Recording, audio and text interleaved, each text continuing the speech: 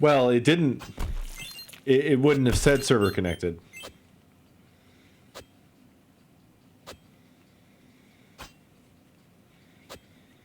It would have said connecting, and then just start the game. So, it didn't lie.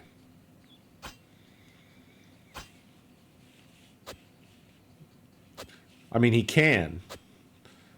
They're just random.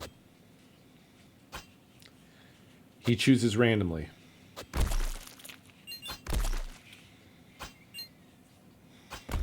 Yeah, I definitely am not spitting out an error.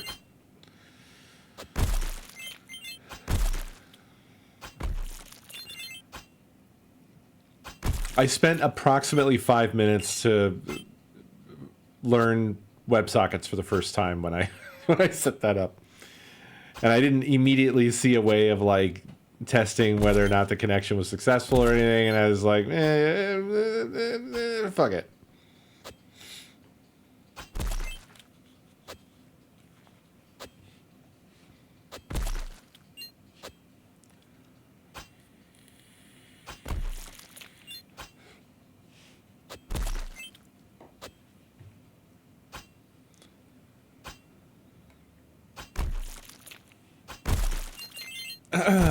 Oh, is that? Oh, it's not.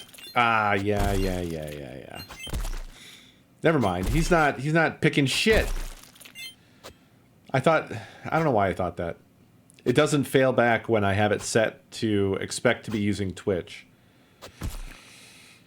So it just doesn't do anything. That's neat though, right? This is different. It's a different thing that's happening. Isn't that cool?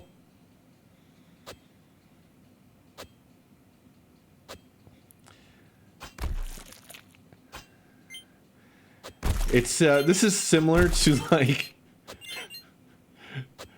like when a kid is like begging to play a game, but you're trying to play the game, so you give them a controller that's not connected, and then they're just watching it play. This is what we did here. It was a social experiment.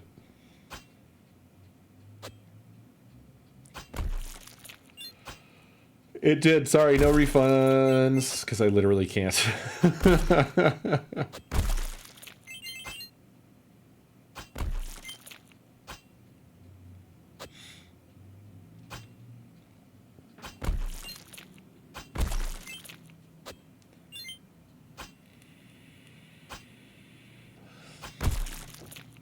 It's a tough life out there with no upgrades. You can't regen. You're just stuck with this sword. And look at all those monsters. Not gonna get very far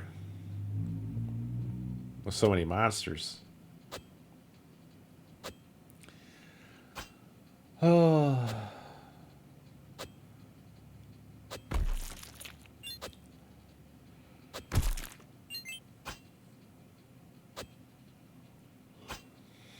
Wish I had more time to work on games. I want to make more dumb stuff. That's what I want to do. That's the life I want to live. How y'all doing?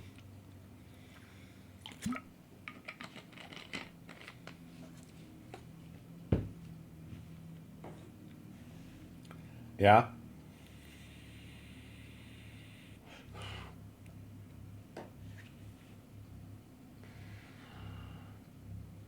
I'm okay. I'm still a bit manic about figuring out tax stuff. I have a long road ahead still. I managed to get through the gauntlet. Nice, Doug. Nice. Ultra Deluxe.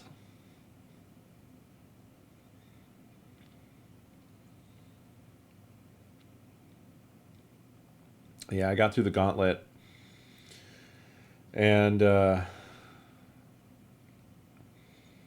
updated my my calculation of trying to determine the like sort of optimal vector in terms of how much would I have to pay per month while stuff is dropping off. Like, what year do I get to have a life?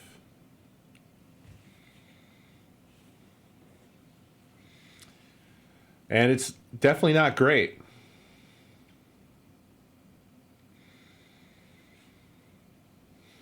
$30.23. Fortunately, it's not as bad as all that.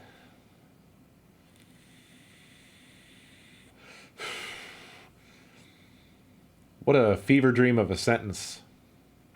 I asked someone at work today how to do an important thing I needed to do and have never done before, and they said you just need to do it in the normal way. It's upsetting, honestly. I don't like it. I don't like that at all. Oh.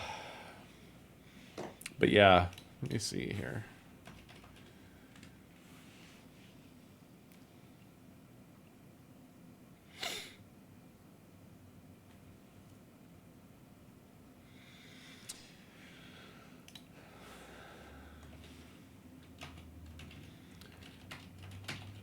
Does Sheets not, like sheets.google.com not work anymore? I have to go to Docs and then go to Sheets. Did they lose that domain name or something? Or they fuck up their DNS? What's going on? So it seems like the optimal path is 3 years. Basically. 3 years.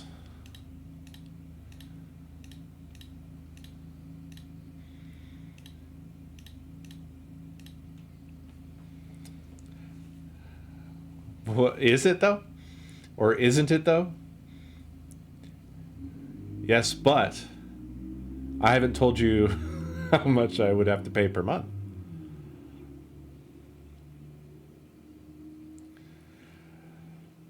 And this is just rough because it's like it could be longer if I wanted to pay less, but then it's longer.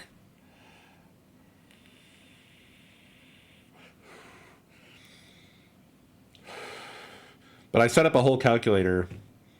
It's confusing to calculate because you have to have it like, I'm like calculating like how much is coming off from payments. And then every year has to drop off the after payments amount of the last year and run that down off of the full total. If I did it right. I don't know if I did it right, to be honest. I'm not great with math, so there's a great chance here that I've just built a dumbass calculator. It's a great chance that that's what I've done. But the idea is that the total is going to decrease as time goes on because my current taxes are hypothetically paid because I have a normal ass job. Although there is Twitch money and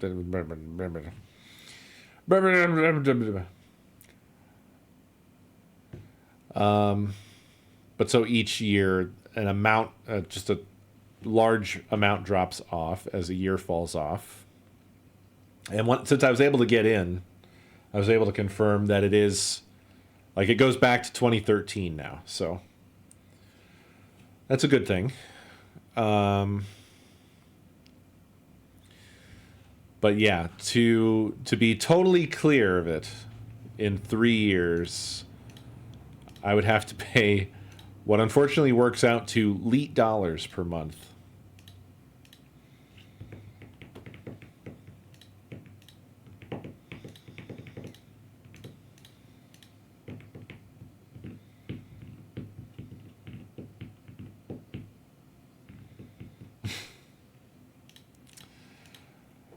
So, yeah.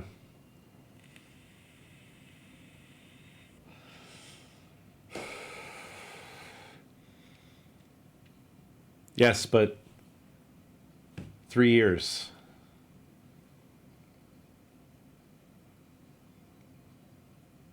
And that's really going to put a clamp on saving. And the objective is trying to get to a house. Right. So the question is like this plus a potential mortgage.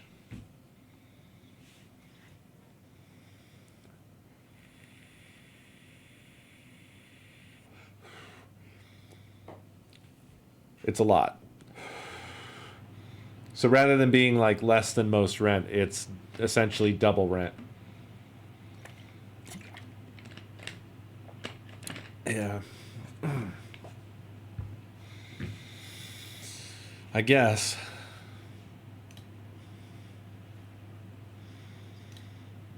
One year it'd be $65.02 per month.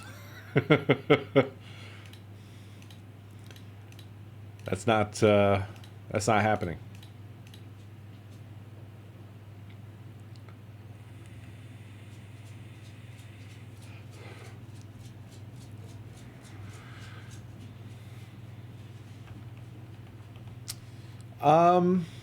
Yeah, it is. And it's all thanks to just having got on the career path.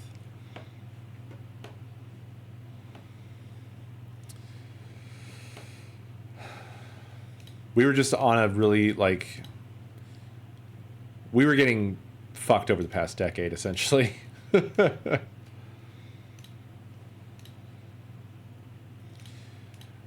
We were hand to mouth, so there was fuck all we could do, and then we kept getting blasted by having to move. So we moved like 5 times over this span that I'm looking at right now. I think. Let's see, there's 1, 2, 3, 4 times. 4 times in the past 10 years.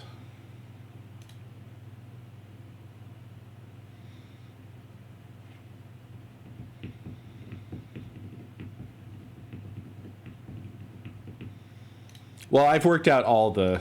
I worked them out down to getting it done in 1 year, all the way up to getting it done in 6 years.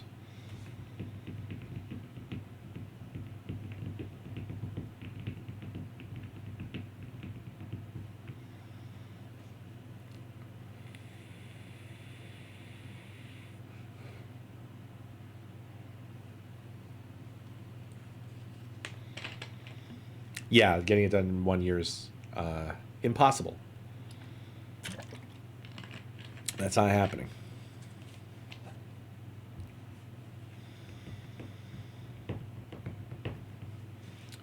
And yeah, the other factor that this that goes into this is how much is paid in the end.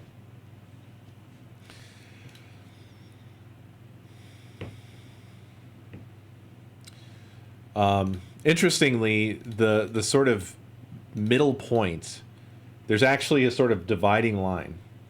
So the optimal is between 3 and 4 years, because the total amount paid doesn't change very much between those two. There's a difference of less than $1,000.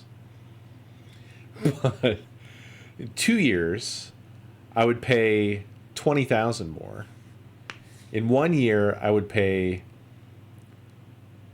$30,000 more. In 5 years, I would pay $30,000 less. But that's because the amount owed per year is different, right? So.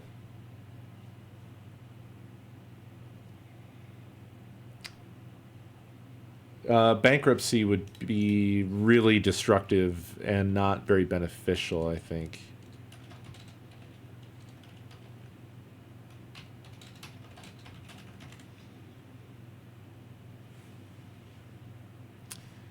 Yeah, it doesn't wipe out taxes anyway.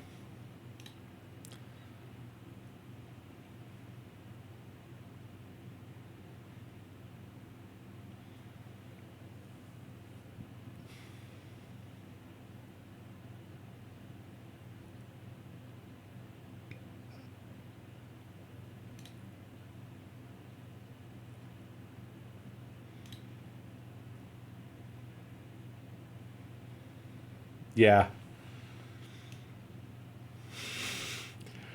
Looks like, based off the fact that I was a notorious non-filer, that's what they call you. It's actually completely inapplicable to me.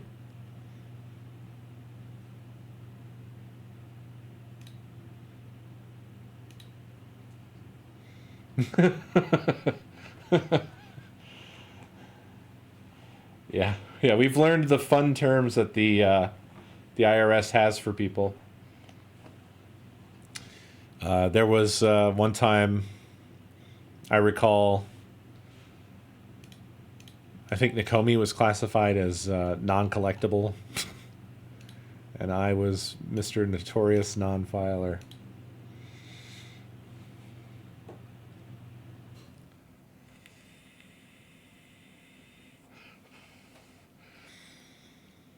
Yeah, so stuff drops off after 10 years.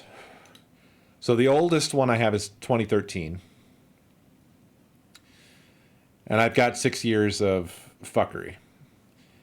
And then the past 4 years, I've had a sort of normal-ass job, so I'm expecting that those will be sort of fine.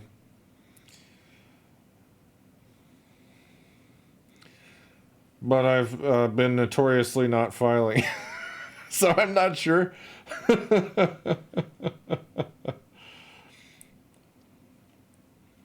Oh man, I'm a deadbeat as well. Oh boy. That's weird because you're as far as like normal people are concerned, you're absolutely not.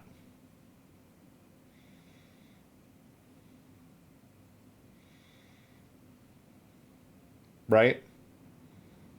They don't like you because they're not getting paid off of you.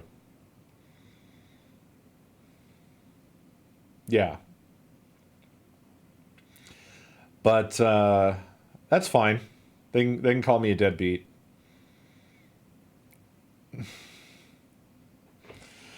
Yeah. So I don't know. The next steps are going to be to like try to get an advisor involved of some sort. And just run this by them and be like, hey, I've got a puzzle for you.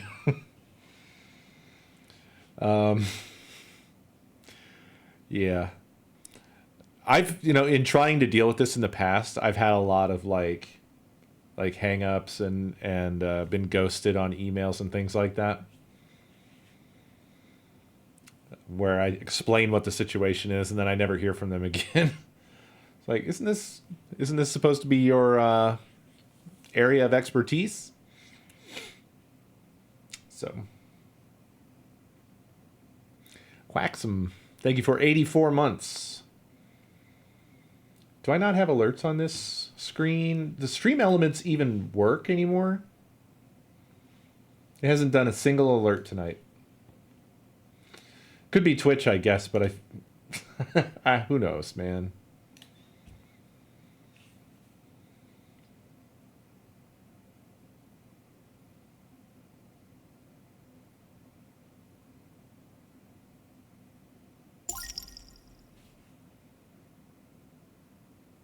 That still didn't show up on the Stream Elements dashboard thing. Foxborn, thank you for the gift sub.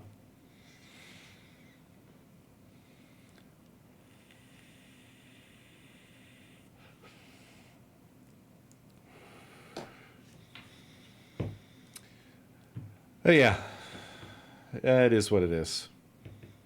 They're getting money. And all of since I jumped on the career train, I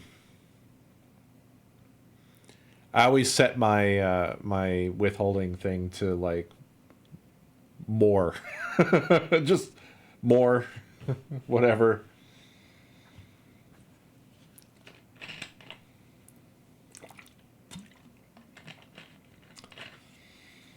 I could try that, yeah. I don't think I would like it. Yeah, I've seen how it's gone for good. I think I'll pass on that one. I'm gonna pass on that.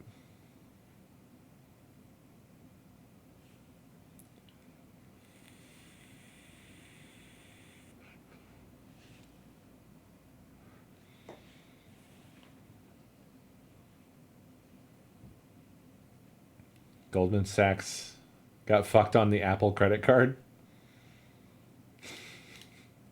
Good. That rocks.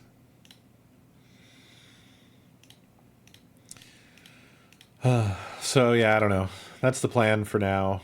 Is like I have a bearing on like what the target is. And then gotta talk to somebody and see what can be done about it. See if there's anything else that can be done about it. And then I guess trying to get a house while getting a house is still something that's like, legal to do or whatever. I don't even know. I saw Ohio is actually launching a dumb thing in January. I saw this today for new home buyers. I was like, ooh, what you doing? And what they're doing is a savings account. I don't even know what the, like,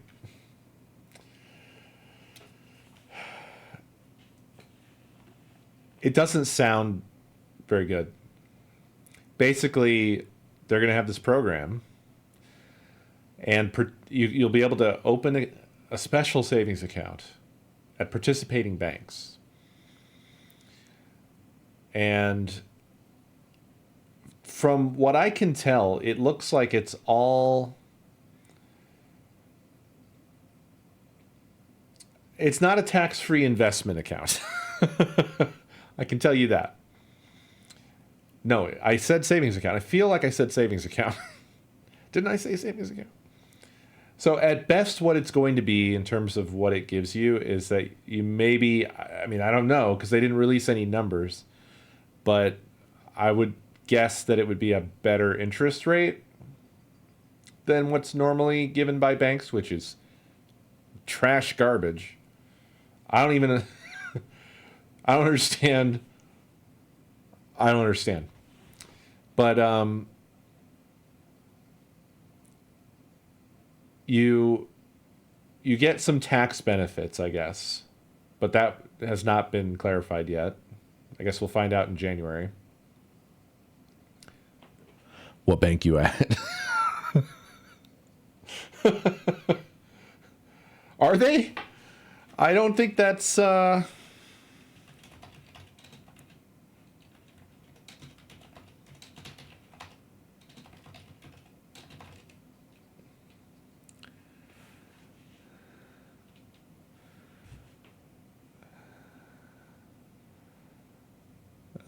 let's see.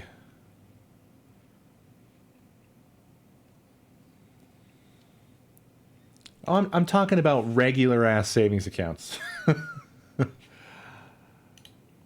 I'm talking about that. And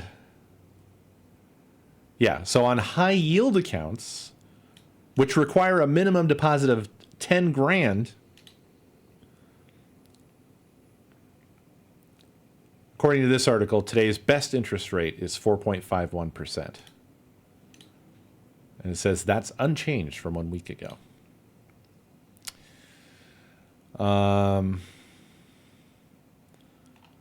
But your run-of-the-mill fucking bank account or bank savings account,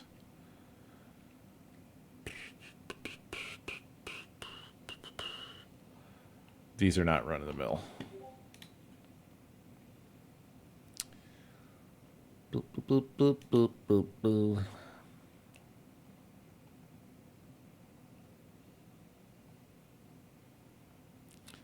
Oh, no, sorry, I guess.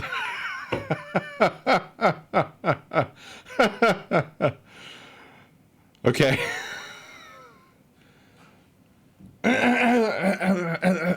Yeah. So I was trying to find numbers. I'm like, you're wrong. And I mean,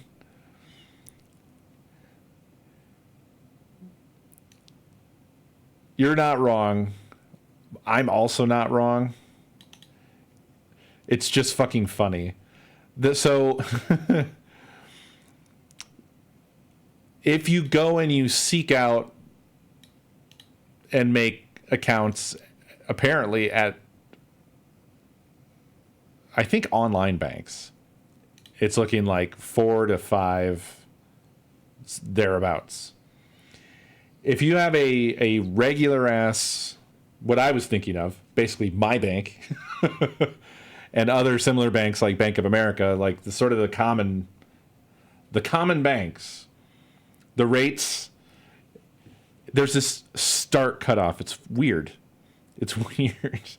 They're like 555, 44444, 4444, 0.15. That's me.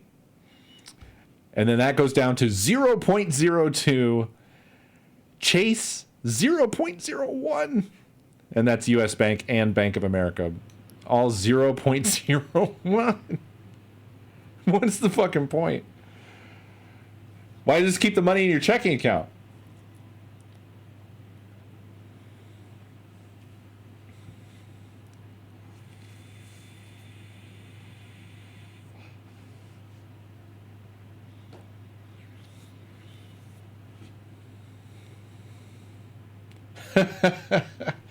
Yeah.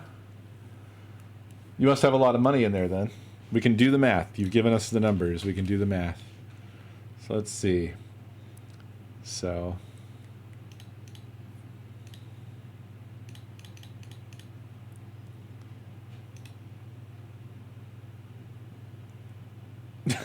Actually, I can't. I'm too stupid to do the math.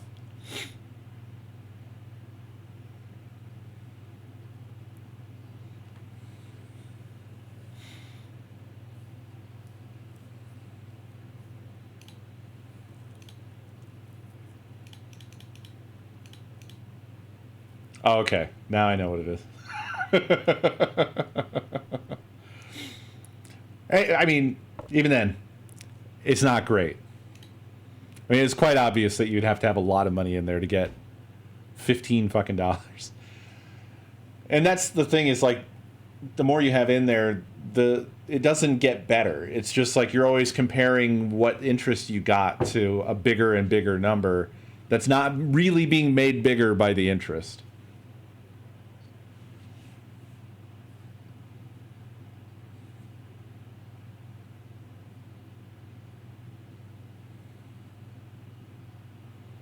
Yeah.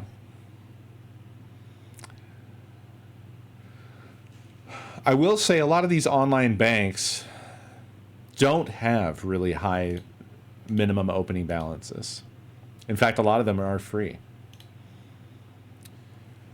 Although I would have to do some research before I would say, like, oh yeah, I'm going to throw my money into some fucking random online bank. But 5% ain't nothing to sneeze at. Now, if you use one of those, are you locked into whatever it was when you made the account, or is it whatever it is it rolling? I would assume it would be like just whatever it is. So if it goes down, you go down. If it goes up, you go up. Oh, okay. Yeah. Yeah, so honestly, any of these would probably be better than whatever Ohio's going to slap together. But whatever Ohio's going to slap together will probably be better than whatever most people's banks are giving them. That's going to be my guess. But anyway, there's a whole bunch of fucking rules. Like, you're not allowed to open more than one. You can't use it for anything except for, like, paying for a down payment on a house or closing costs or something like that. And it has to be in Ohio, of course. I guess arguably that's fine, but there was sort of a weird emphasis on how Ohio will break you if you don't follow these rules, and not a lot of emphasis on what benefits you're getting, which seems very Ohio, I want to say. Yeah, tax advantage. That's going to be another one of those things from my perspective where it feels like it's really probably just drop in the bucket stuff. I don't understand why people get like super up in arms about drop in the bucket stuff. I'm reminded of the people that are like in the finance threads and stuff like that. We're like, well, you got to stop buying that drink at the gas station on the way home from work every day.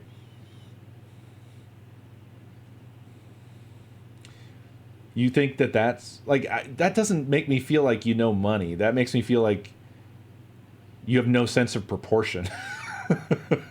I don't think that's gonna like, oh, I stopped buying the drink at the gas station every day, and now I can buy a house. Like, I feel like if you're living life, and it adds up. To what? There's so much shit in your life, so many small little things. It really doesn't add up to the shit that matters. It really doesn't. I don't think it speaks to your mindset.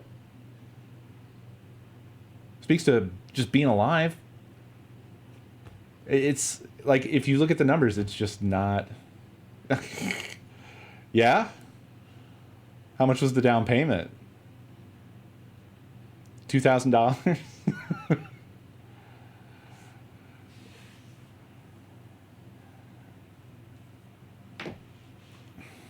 Now you're making me... How much is a 20-ounce soda?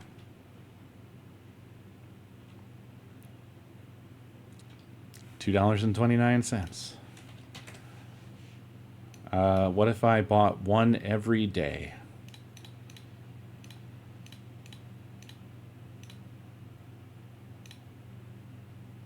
$835.85.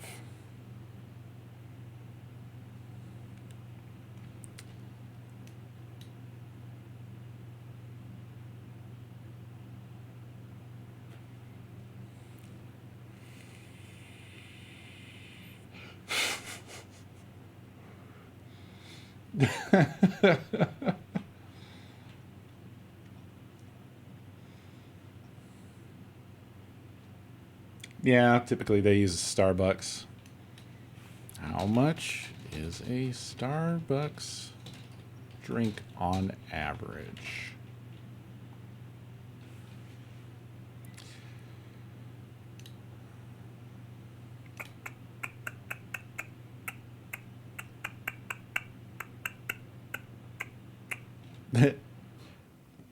$5. The old Starbucks joke. Let's head on over to $5.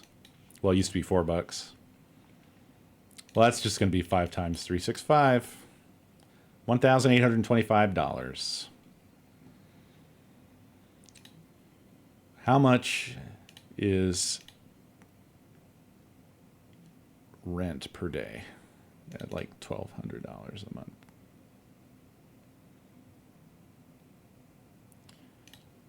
Times 12 divided by 365. $39 a day. Rent is $39 a day. And $1,200 is like a studio apartment now.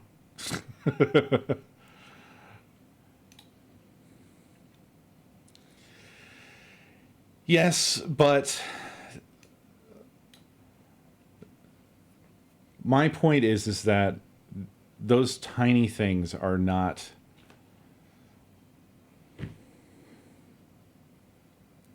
They're not make or break. And I think it's unreasonable to nitpick people just being alive.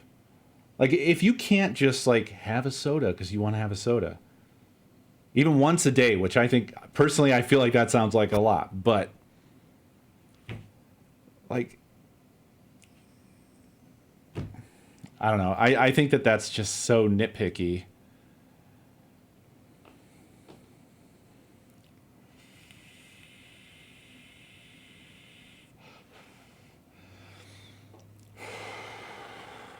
Yeah, it's just sort of, it's like a robotic kind of point of view to the way people live and the way people are. I don't know. I've just never really liked the penny pinching attitude. Yeah, we did add it up. But what I'm saying is, proportionately, many things are much bigger fluctuations. Like, I focus on big fluctuations is where I come from. I'm looking at, like, reducing big bills because those make a big difference versus the niceties that make me briefly smile maybe on a daily basis. Yes, one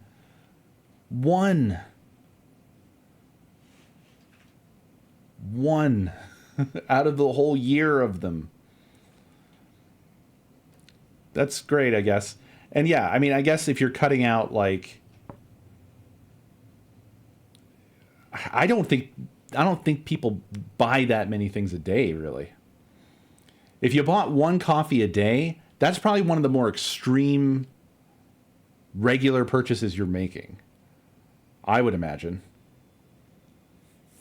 Because the implication here is that, oh, well, it's not just the one coffee. They're buying one coffee, and they're buying one this, and they're buying one that, and all day, every day. But if it's just like one a day, and that's how much it costs you to pay for something that you get once a day over the course of a year, I mean, there's just going to be stuff like that in your life.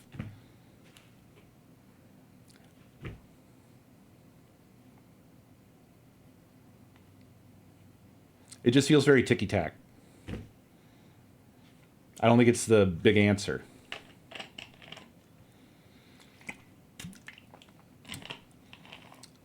Eating takeout or delivery or whatever will kill you fast. That I know.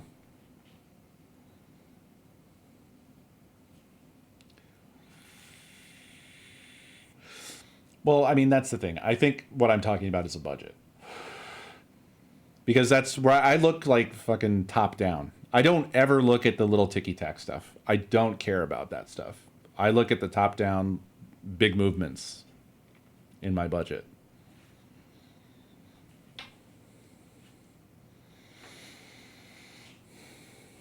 Yeah. And it's especially worse now with stuff like DoorDash, because DoorDash, I mean, you fucking end up paying twice what you would pay if you just went and got it yourself. Just order it, go pick it up and bring it home.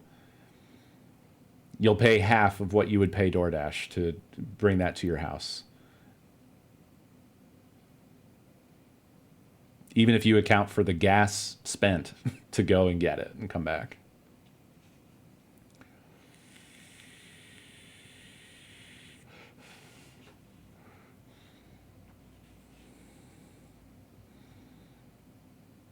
Yeah. I think that the ticky-tack stuff is this catch-22 situation where when you're poor, all it does is make you miserable and doesn't appreciably change your situation.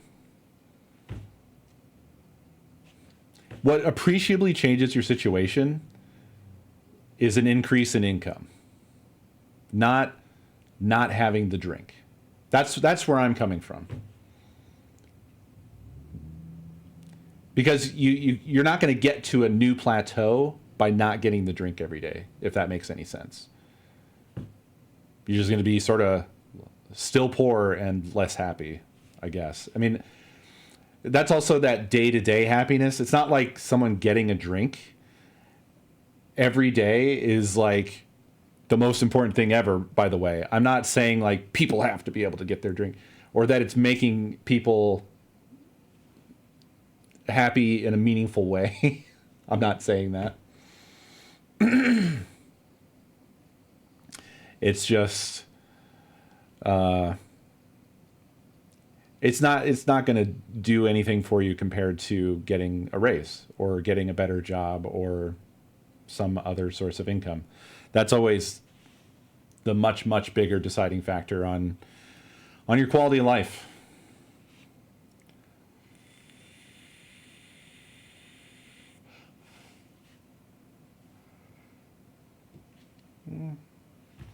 I guess.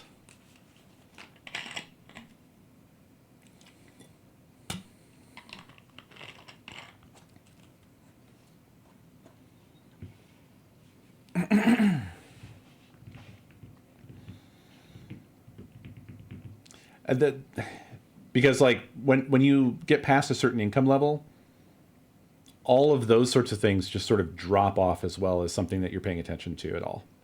And it's not even that high of an income level. So I don't know. I don't know. I think it's an easy thing to say, but in practice, it's just like one of the many things contributing to making people miserable for no reason. Get a second job to support your Starbucks habit. You know? Yeah. It's kind of like, I mean, generally, it's kind of become well known that being poor is expensive. Right? Yeah, Boots. Is that what you're referring to, Pubs?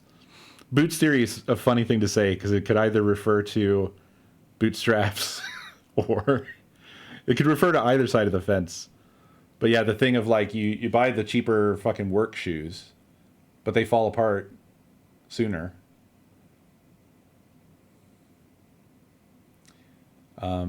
Honestly, that shit's just fucking true. I've been through that. Been through that plenty.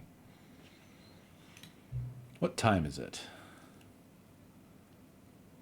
Does anyone really, truly know? I guess I didn't know it was called Boots Theory.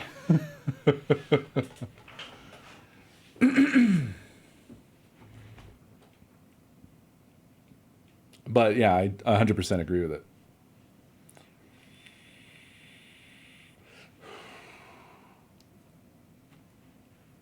Of course they don't. Nobody knows anything. You and I don't even know each other. We're like strangers. Sure, I've adjusted all the game settings to your exact specifications, but who hasn't? It's just what I do, like a day job. And now, the job is over. There's no more information for me to gather. I've collected all the data on you that I can. And I still don't really know you. And you don't know me. And neither of us know what time it is. I guess some settings are just unsettable. But if I'm being totally honest, the clock doesn't do anything in the game anyway.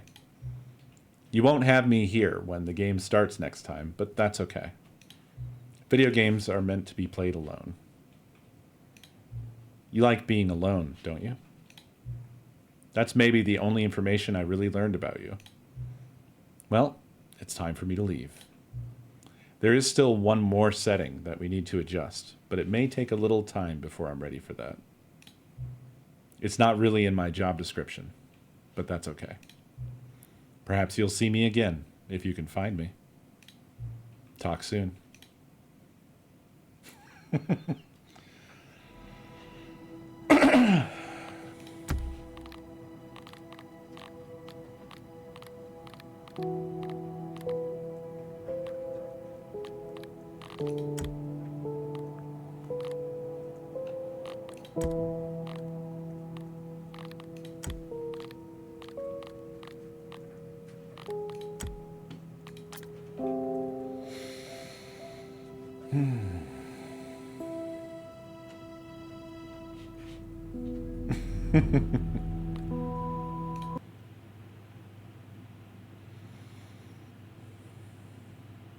This is the story of a man named Stanley. We know Stanley's story.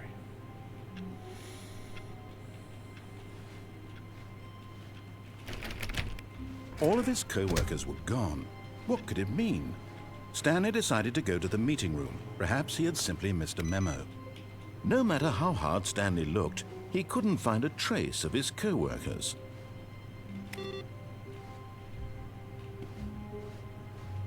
So where we left off is...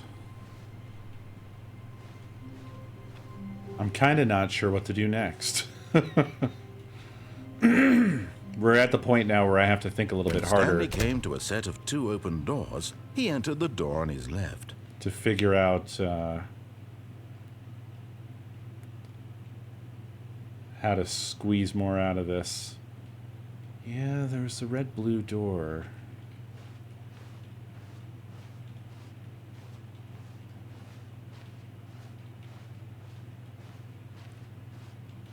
I just can't remember. Was that part of the confusion? How did we even get on the confusion path? Is that the elevator?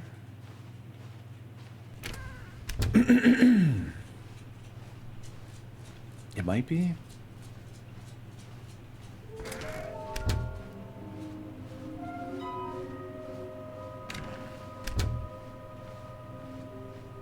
Coming to a staircase, Stanley walked upstairs to his boss's office. I think it's not downstairs. I don't know. I'm gonna have to work it out. I'm gonna have to work it out. Yeah, no answers for me, please. I'm just thinking out loud for your benefit. I've got the feeling money's for stealing, but not yours, of course. Say, that's a lovely purse.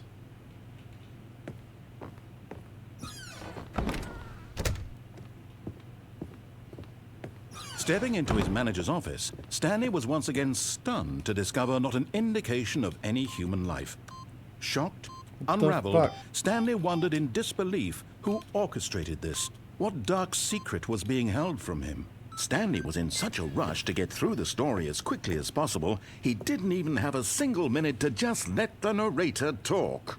That kind of anxiety isn't healthy, so he relaxed for a few moments with some calming New Age music. This is probably slower than just listening to him talk, huh?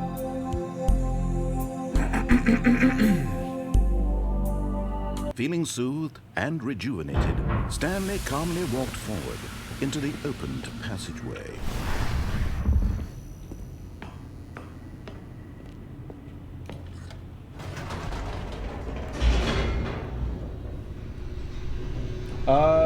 Yeah, it is unintentionally not on. Thank you.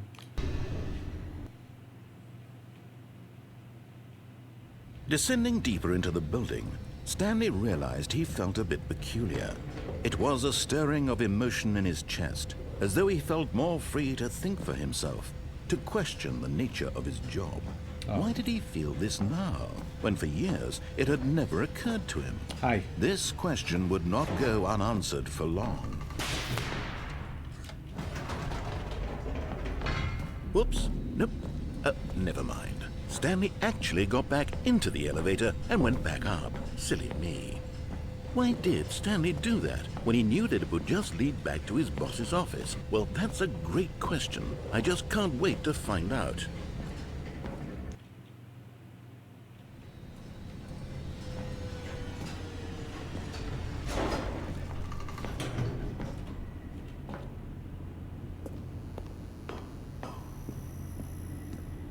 Here we are, Stanley. It's your boss's office. Exactly the way it was before you got onto the elevator.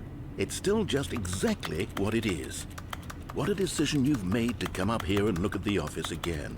This has fleshed out the plot of the story in new and fascinating ways I could have never anticipated. It's that keen eye for storytelling that you have, an incisive rapid fire of critical plot points, one after the other, weaving a rich tapestry of uncompromising Yeah, when my camera narrative. goes off, I Wow. switch shirts. I'm bolted to the edge of my seat. Incredible. Now he's getting back into the elevator and going down again. Ladies and gentlemen, how does he keep coming up with all of this?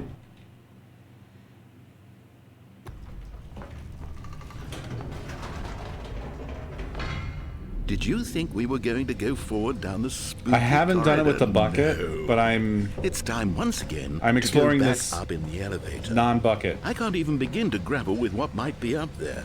Is it the boss's office again?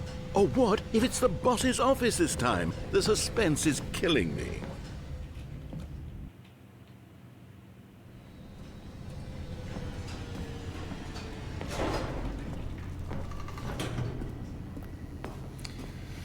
I'm thinking about removing the Coestar Oh my logo. God. Actually, It's the boss's office. as I This hooked up absolutely changes the everything for me. Give me a time out here for a minute while I process this. portrait clip stuff.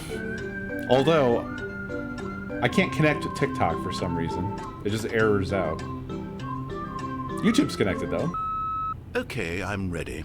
I'm prepared to embrace this stunning It revelation does. and to move forward with... No, wait. But No. apparently, I need more time to process. and I don't know if Justin knows this, but Twitch doesn't add it in the case of the TikTok export because I guess that violates TikTok's content policy.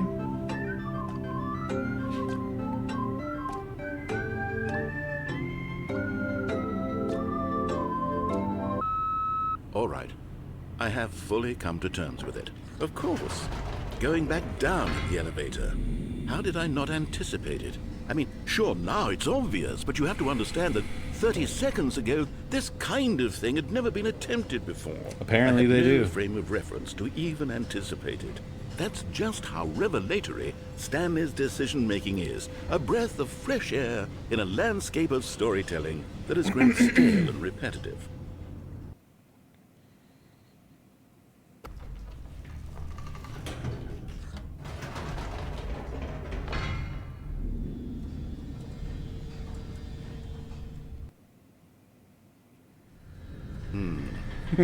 You know what? I've just thought of something. Hold on, let's stop for a moment. Don't you realize? It's the anticipation, Stanley. You and I, we have no way of knowing what will be at the top of this elevator. But the suspense, the agony of waiting and anticipating and having to guess, that's the real thrill. Oh, I simply don't want to let that feeling go. It's so precious, so fleeting. Why don't we take this elevator ride nice and slow? That is there we go. kind of the worst part Isn't of this so having to go much down more one of these exciting? longer You know, paths. Stanley, Is that it seems like nowadays the only thing that audiences you're want stuck is going to down be it. shocked as So if I want to loudly do and this with the frequently bucket as well, possible. I now have They want to big, explosive do it again, moments but with bucket. flung right in their faces from the very moment that things get started. But where's the tension? Where's the trust in the audience to build a slow and nuanced a skip button would be, appreciation for the story, would be great. the characters? Why aren't we given time to imagine the surprises, to have to think and to anticipate, and then to marvel at the eventual reveal? This is storytelling, Stanley. What you and I are doing right now. This is the most exciting narrative to be developed in years, and it's really all because of you. You're the one who took this bold step of revisiting the exact same locations over and over. Truly, I mean it. This is unique and different. It's not like anything else out there. You see, I want stories that surprise me, Stanley. I want to have to think. I want to be engaged and not pandered to. We're being fed such unimaginative drivel all the time, and we all know it, which is why we're so starved for content that makes us feel sharp and vital and alive. That's why people like you so much, Stanley. Because you're not afraid to spit in the face of tradition. You're a role model, you know? I'm gonna grab a People water. look up I'll be right to back. you. Which is why, though I didn't know when to spring this on you, but, well, I've gathered a little press conference for you, so that you can talk about your work and your storytelling and your life.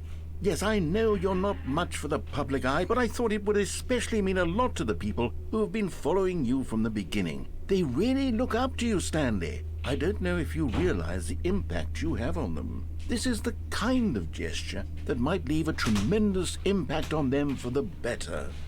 Oh, good, we're here.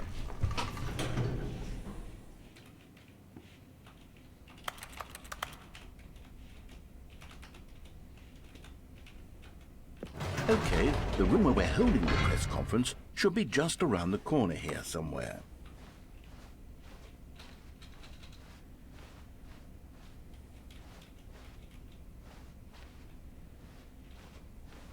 Ah, yes, here it is, just through this door. All right, are you ready? I've told them you're going to speak a little bit about the nature of surprise in storytelling and what it means to craft a truly unpredictable narrative. Oh, don't worry, you'll do great. Just be yourself and speak from the heart. I'm really proud of you, Stanley. Okay, it looks like they're ready for you. Go get 'em.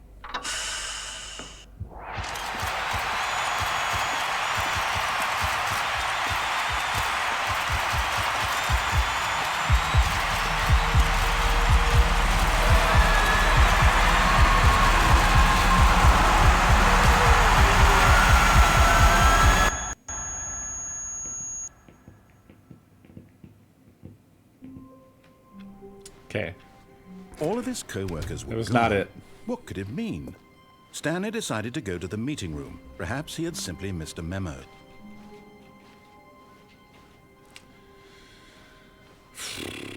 When Stanley came to a set of 2 open doors, this was not the correct way to How the do we meeting get room, there? and Stanley knew it perfectly well.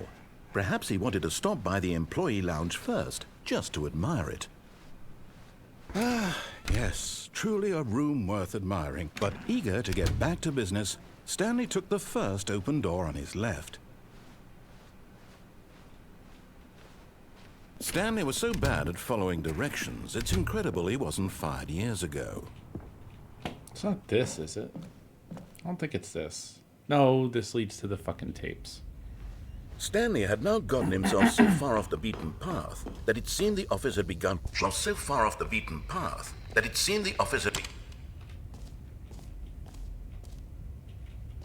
You didn't think I was actually just a recording, did you? What a silly and trite explanation that would be. All the back and forth between you and me, all the absurd adventures we've been through, and it all turns out I'm just a tape recording? It was all just in Stanley's head. I bet that's the kind of twist you think is revelatory. I bet each and every time you watch a movie where it turns out all to be in the main character's imagination, you must absolutely bolt off the couch in pure shock at the phenomenal and intricate storytelling. It must be so simple to be you. Life being an unending waterfall of surprises and delights. How much more exciting you must find the world than the rest of us do. Thank you. I become sad. Look what you've done to me. This is all your fault. I'll be right back. Okay. I turned around. All of his co-workers were gone. And my knee What could it went mean? directly into Stanley decided to go to the meeting room. Perhaps he had simply missed a memo.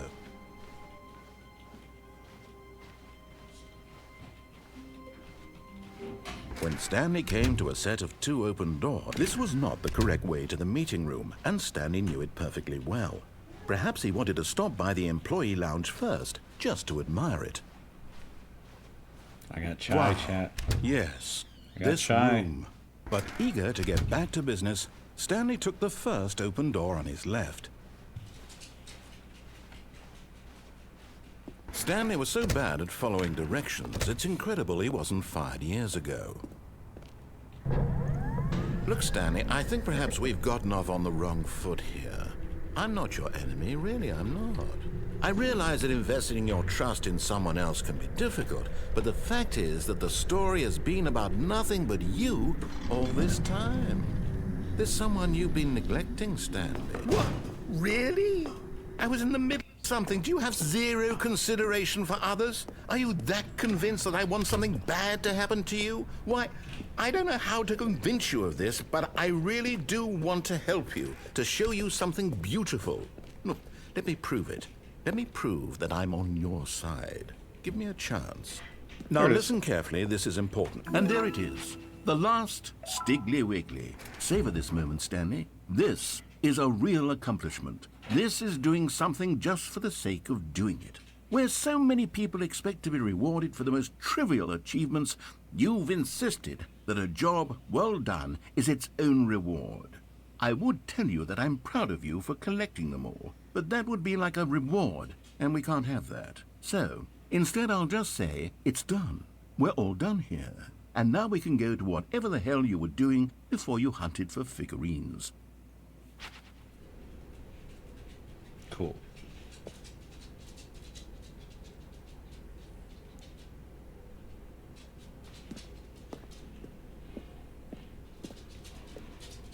Oh, thank God you are willing to listen to me.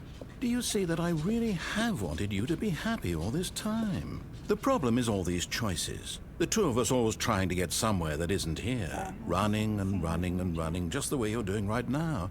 Don't you see that it's killing us, Stanley? I wanted to stop. How do I get over there? We would both be Why do you wanna so get over much there? happier 'Cause if I we wanna do just something. stopped. And I think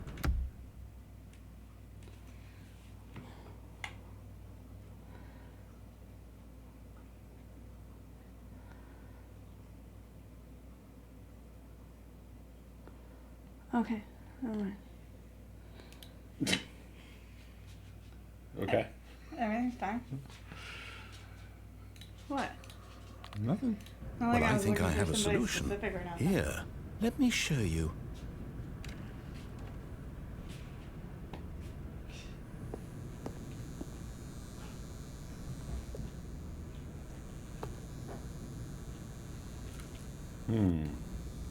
I haven't done this path.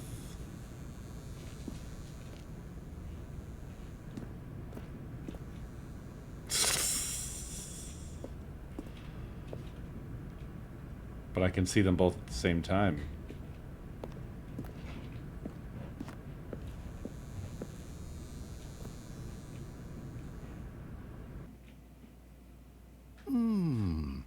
What do we want? Fine.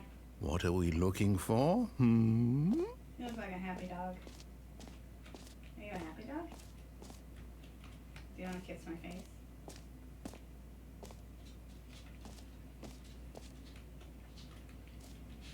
your pets? Here. Yes. Oh, it's beautiful, isn't it? If we just stay right here, right in this moment with this place, Stanley, I think I feel happy. I actually feel happy. How's the game? It's good. It's always good. Always? Yeah. I need a cold beverage or a hot beverage.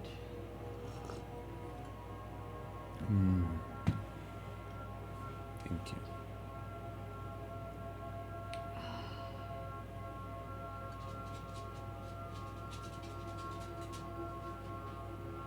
What kind of content warning?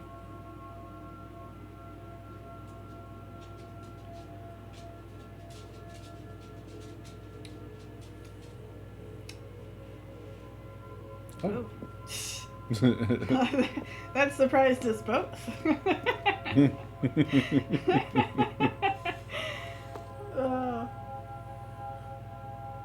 Okay, I have to go. I have business to attend to. The heck? What? A business?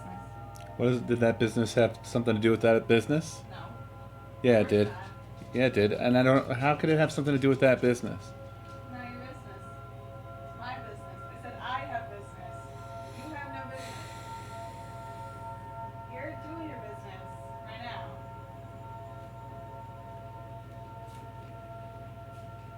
Self-harm. Well, just in case, I think it's fair to say, for anybody who would need to know. I wonder how long this goes on for.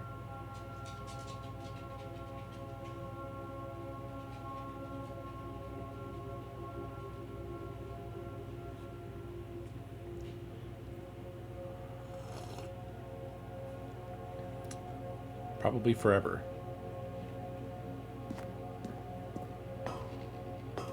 No, wait. Where are you going?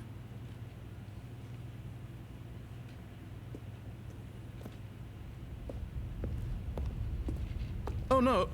Stay away from those stairs. If you hurt yourself, if you die, the game will reset. We'll lose all of this.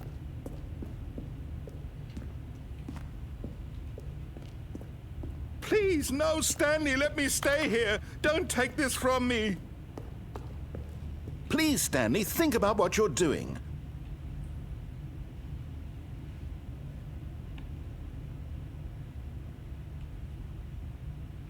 No! Oh, thank God you lived. You had me worried there for a moment. Now, can we please get back to the other... No. No, no, what are you doing, Stanley? Please, I'm asking you not to take this away from me. I can't go back to what I was before. If you die, we'll both go back. Why are you doing this?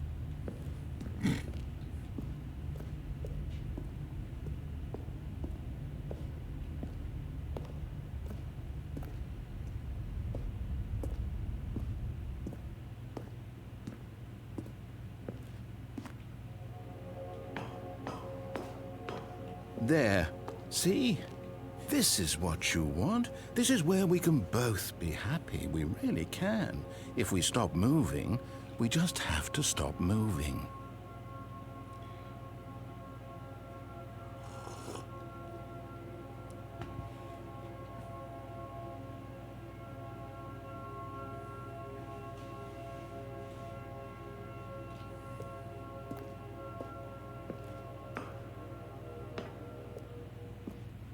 Stanley, go back. There's nothing good that can come from this.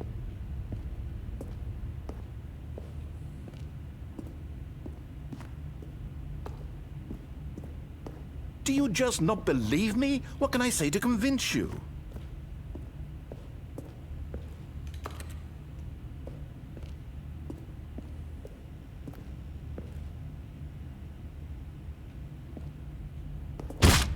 Stanley? Let's go back to the other room. Can you do that for me?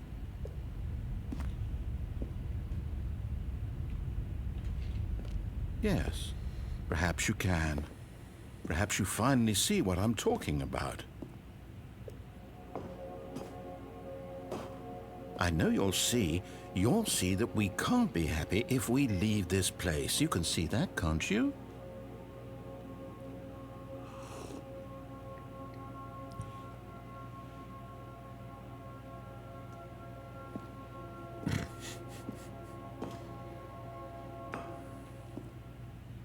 No, perhaps not.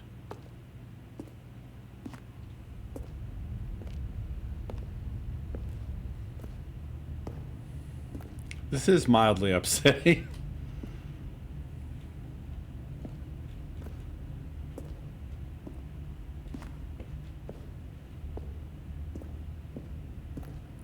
My God, is this really how much you dislike my game? That you'll throw yourself from this platform over and over to be rid of it? You are literally willing to kill yourself to keep me from being happy. Am I reading the situation correctly?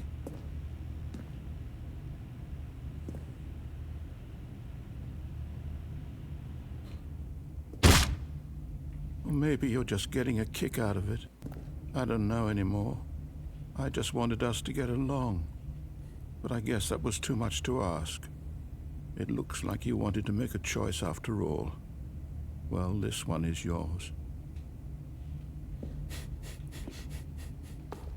This is grueling. Do you actually want to stay alive? Or are you just teasing me?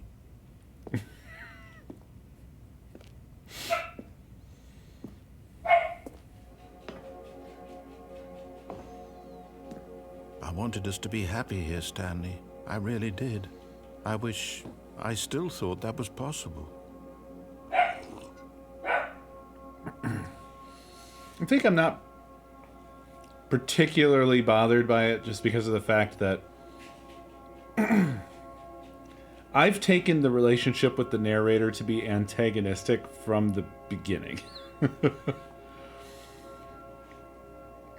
That everything is a sarcastic ruse. Even when it sounds like maybe it's not, it is. And it's really...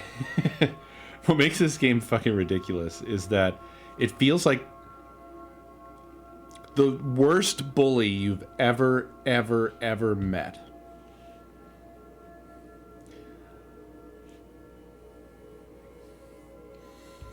Like, you could interpret it different ways.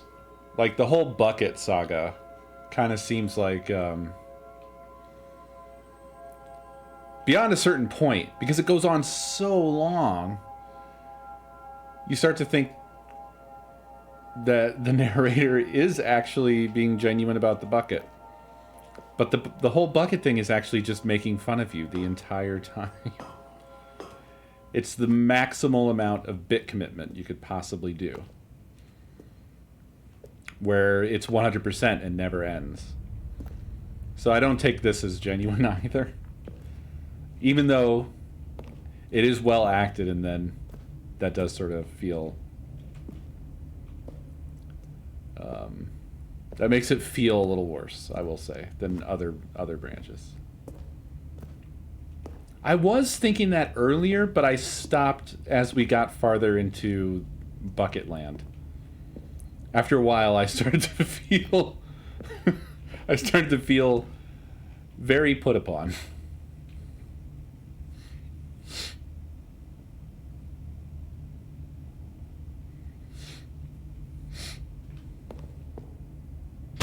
Is it over? It's going to restart, isn't it? I'm going back.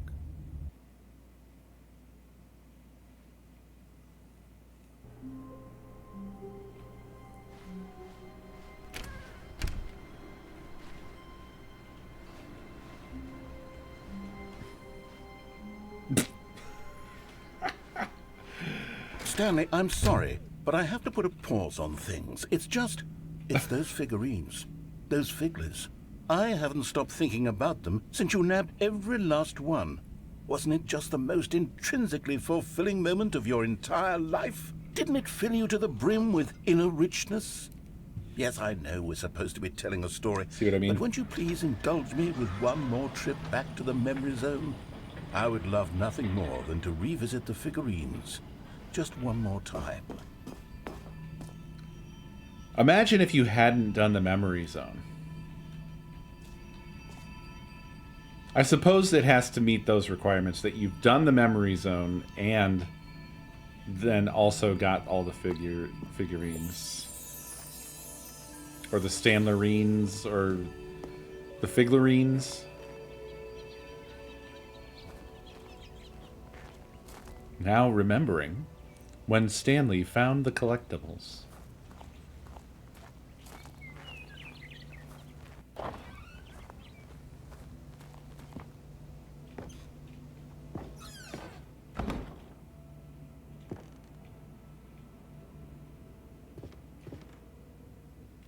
This is new.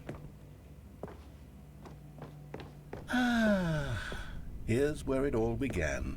The first collectible. Back then, we had no idea of how many of them we'd find. Sure, it said 6 right there on the screen, but how could we know for certain? We were so innocent. We'll never be like that again, Stanley.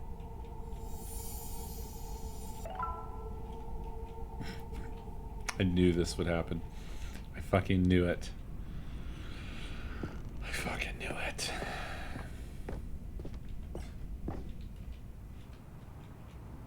And here was a second Stanlerine. You found this one all on your own, just by poking around in the warehouse. You did that, Stanley. I'll be honest. Back then, I had no faith in you to find any of them, let alone 6. But you continue to surprise me in all sorts of mundane, unremarkable ways. What was that sound?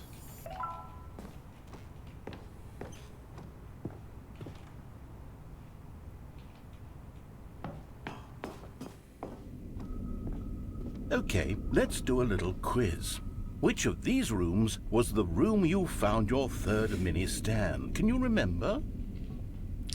I want to be wrong just to see what happens. I know it's under the stairs because there wasn't one in the boss's bathroom. No, wait, there was. Never mind.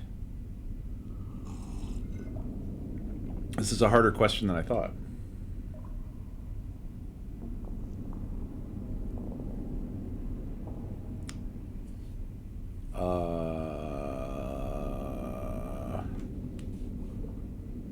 Well, the first one was in the cargo room.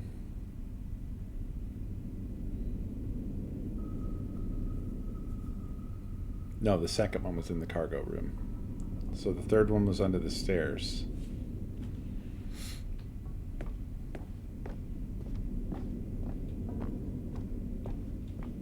Because the bathroom was definitely after the stairs.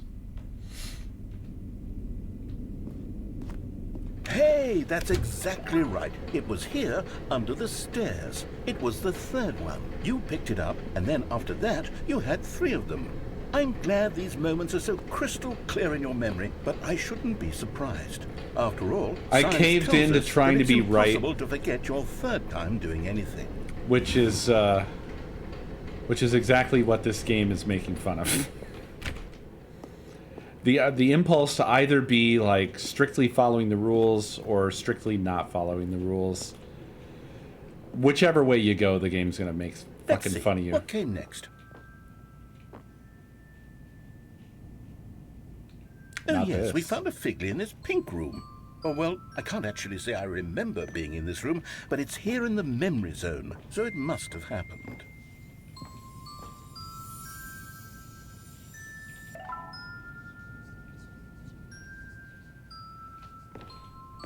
There's little whispers. I will say there's a lot of times where this game borders on being a horror game. In fact, some of the later sequences of the skip button arc actually were genuinely good horror. When there's the hole in the roof and you hear the outside world and it's just making horrific sounds. Very, very cool. Very good. It was very well done.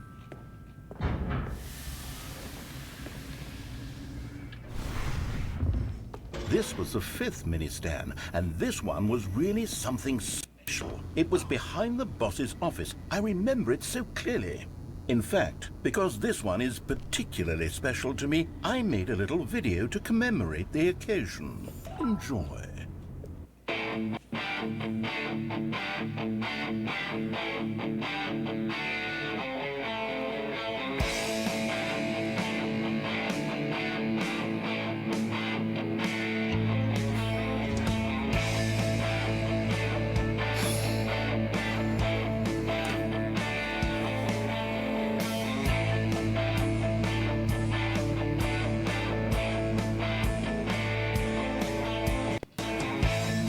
This is Windows Movie Maker, yeah.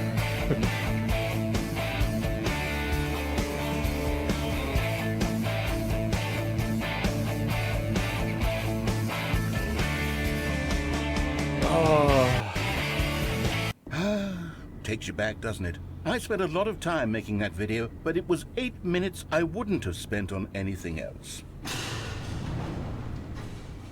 I can't tell if you're joking or not, Pubs. I'll let you have it.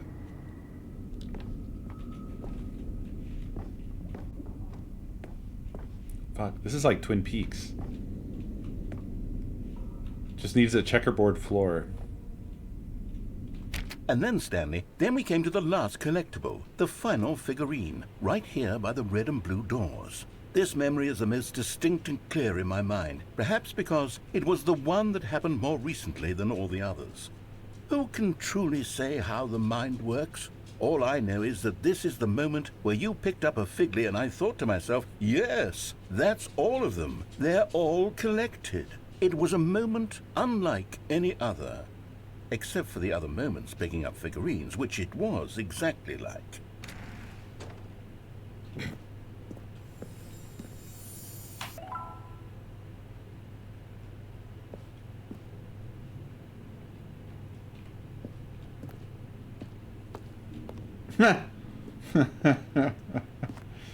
Uh-huh, okay.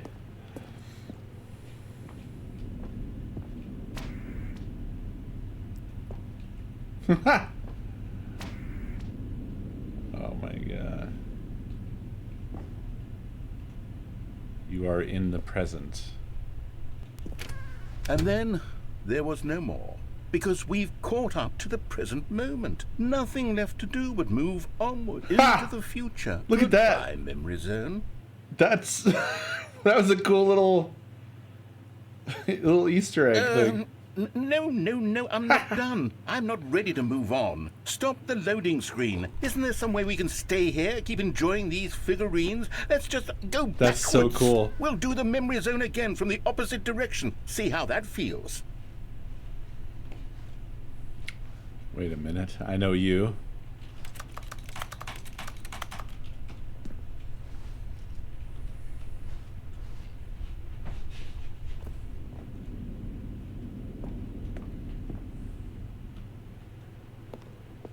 Okay, yes, the room with the red and blue doors. I remember this.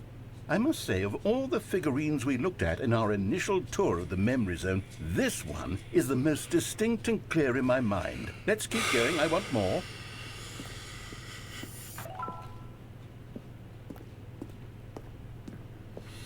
I can't help picking them up, and I know that it's bad, game. The game told me this was bad.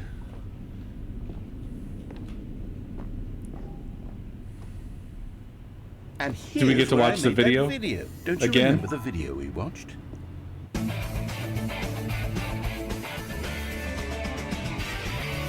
Yes, I love that video. Honestly, they should have just shown it in full again.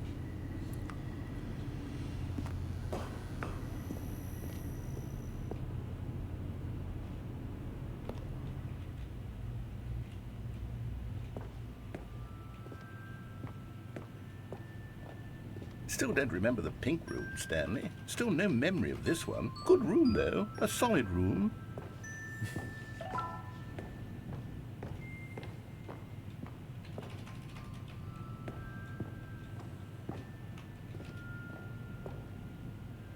These really were a treat to hunt down. You know, if there had been any kind of reward for finding all of these, it really would have muted the intrinsic joy of collecting them. I'm very glad we resisted the temptation.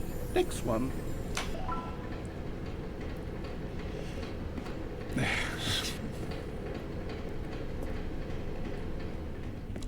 This game also defeats any ability to comment on any of it.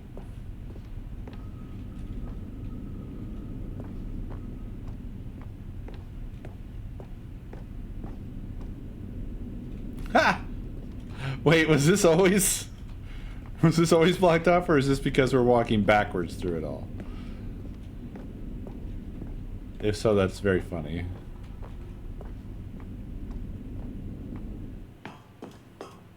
This was our second Figley. Don't you remember? Yes, I remember it too.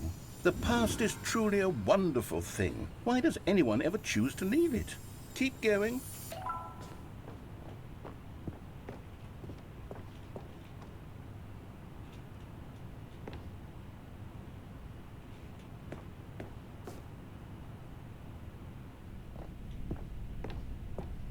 This is it, the very first one we found in the exhibit where I introduced you to the figlarines. Oh, I want more memories, Stanley. I want to keep going. What else is there? What came before this?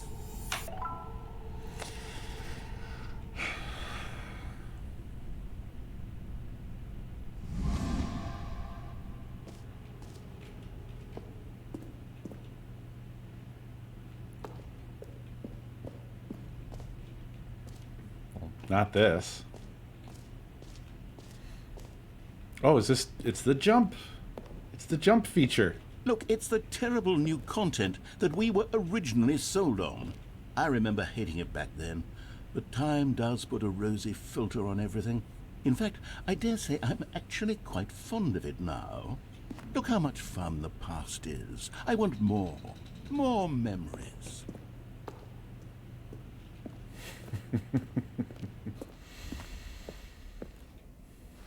Oh, yes, the two doors. Who could have forgotten that? A classic memory, this one.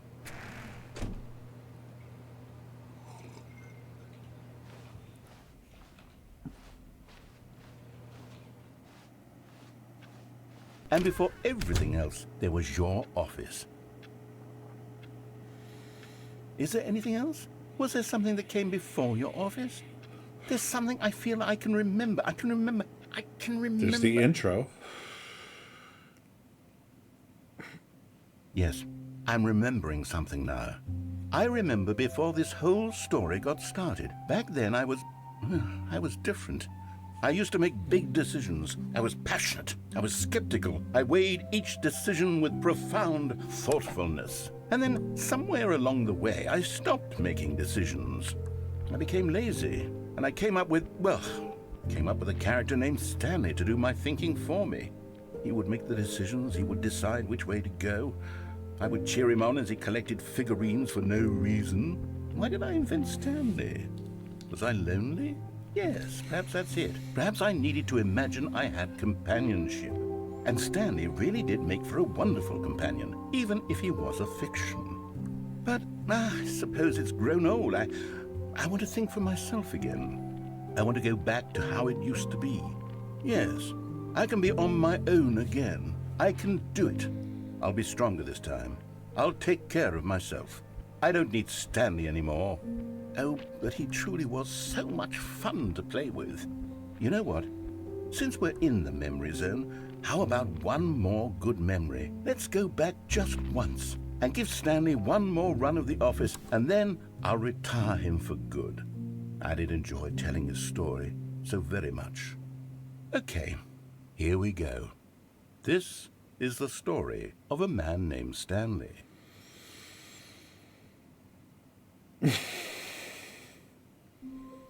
God, fuck off, game. All of his co-workers were gone. What could it mean? Stanley decided to go to the meeting room. Perhaps he had simply missed a memo. This game is so fucking ridiculous. When Stanley came to a set of two open doors, he entered the door on his left.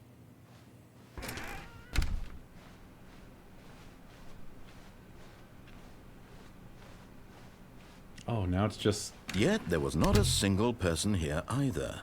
normal. Feeling a wave of disbelief, Stanley decided to go up to his boss's office, hoping he might find an answer there. I wish I was this creative and smart. I am simply not on this level.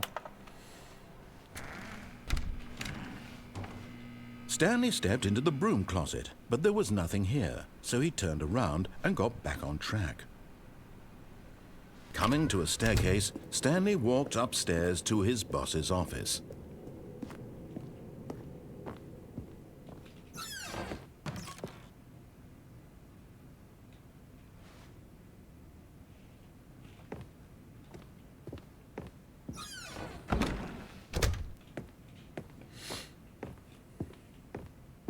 Okay, I think we all know the drill by now. Blah, blah, blah. Dark secrets, the keypad. Stanley pushes some buttons. Oh, hey, look, it's a new passageway. Kill surprise.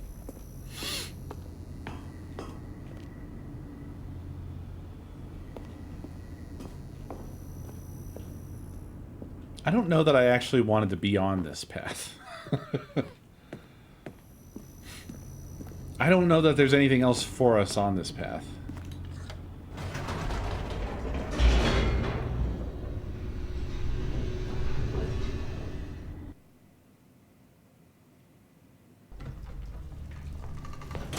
Yeah.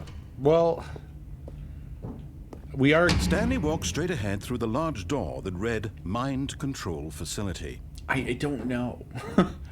I feel like I kind of speed ran Although this passageway had the word escape written The- on it, the truth shallow was that paths? at the end of this hall, Stanley would meet his violent death. Yeah, I know. I'm feeling like I'm getting to the point where I'm The probably door going to behind need a him was not diagram. shut. Stanley still had every opportunity to turn around and get back on track. I'm At debating this on point, how I want to Stanley was proceed. making a conscious, concerted effort to walk forward and willingly confront his death.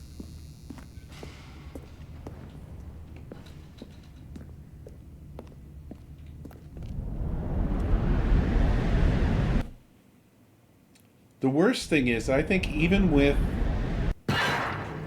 notes, you would have a tough time As the figuring machine shit whirred out into anyway, motion, right? And Stanley was inched closer and closer to his demise. There's so it many reflected things that his where life had been of no consequence whatsoever. Stanley It's can't not see the clear big whether it's picture. even a He thing. doesn't know the real story. Trapped forever Like in his the narrow whiteboard vision of what ending this world is. and dog mode. Perhaps his death was of no great loss, like plucking the eyeballs Because from a blind man. the whole shtick with this game So is he that resigned and willingly accepted anything his that you violent think is a end thing, to you his really brief have and no shattered way of life. knowing. Farewell, You Stanley. just have no fucking way of knowing.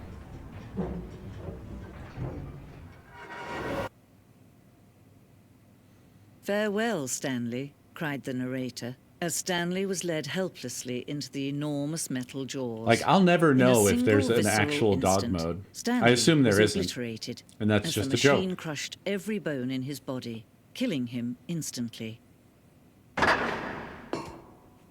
This just leads to the credits, which is not great.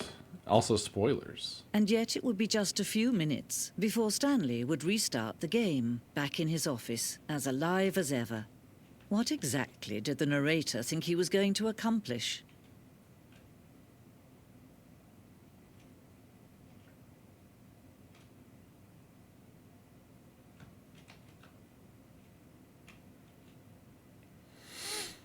I When think every path you can walk has been created for you long in advance, death becomes meaningless, making life the same. Do you see now? I think it would be interesting to know, and not spoilery, to learn what percentage, roughly. Do you see that I've covered. All of his co-workers were gone. What could it mean? Stanley decided to go to the meeting room. Perhaps he had simply missed a memo. No matter how hard Stanley looked, he couldn't find a trace of his co-workers.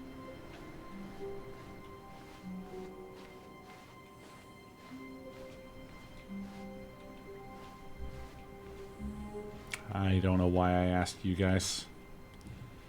This is a fucking lie. See, this is what I'm talking about. I have no idea.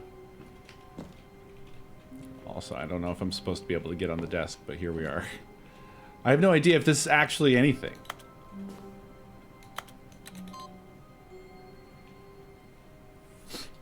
Or if it's just another fucking... another fucking lie. No idea. I know that it tracked my input across runs a couple times, but it's probably nothing. Yeah,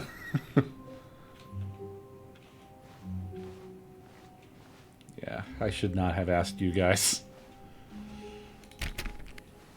When Stanley came to a set of 2 open doors, he entered the door on his left. This was not the correct way to the meeting room, and Stanley knew it perfectly well. Perhaps he wanted to stop by the employee lounge first, just to admire it. The lounge was sublime, a work of art. But eager to get back to business, Stanley took the first open door on his left. Stanley was so bad at following directions, it's incredible he wasn't fired years ago.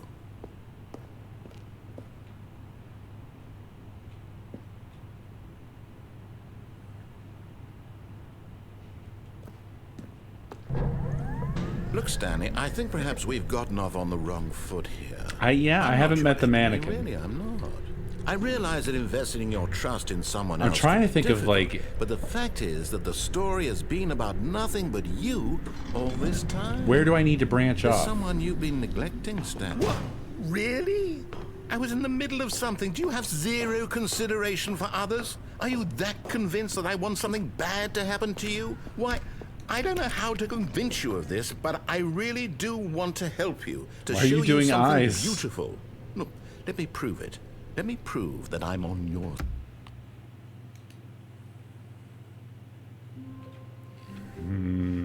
Stanley knew the office layout like the back of his hand. It was only a matter of time before he found the others, wherever they were. Just a matter of time. See? Fuck this. Fuck that.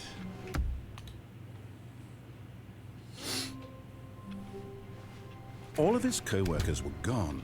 What could it mean? Stanley decided to go to the meeting room. Perhaps he had simply missed a memo.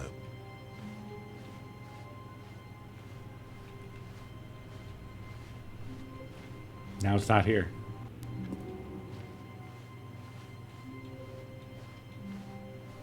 When Stanley came to a set of 2 open doors, this was not the correct way to the meeting room, and Stanley knew it perfectly well. Perhaps he wanted to stop by the employee lounge first, just to admire it. Standing now in this incredible room, Stanley for the first time understood true happiness. Then the feeling went away, and he felt sad again. But eager to get back to business, Stanley took the first open door on his left. Stanley was so bad at following directions, it's incredible he wasn't fired years ago.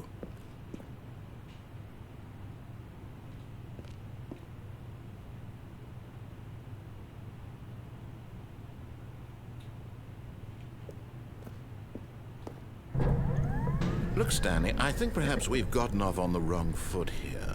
I'm not your enemy, really, I'm not. I realize that investing your trust in someone else can be difficult, but the fact is that the story has been about nothing but you all this time. There's someone you've been neglecting, Stanley. Someone you've forgotten about. Please, stop trying to make every decision by yourself.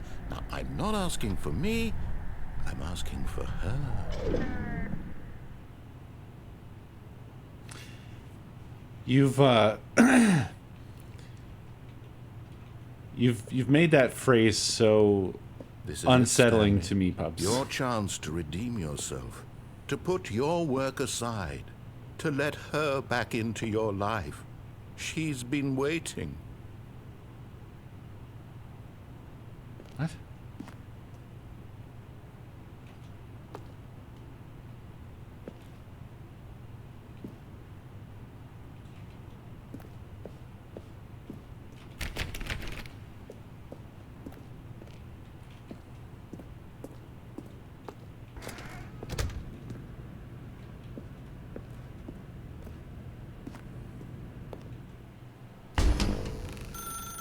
That's her, Stanley. You need to be the one to do this, to reach out to her. If you can truly place your faith in another, then pick up the phone.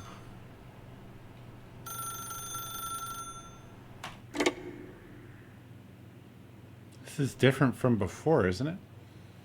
Oh, Stanley, is that you? Hold on, sweetie. Sorry to keep you waiting. I'm just pulling the bread out of the oven. All right.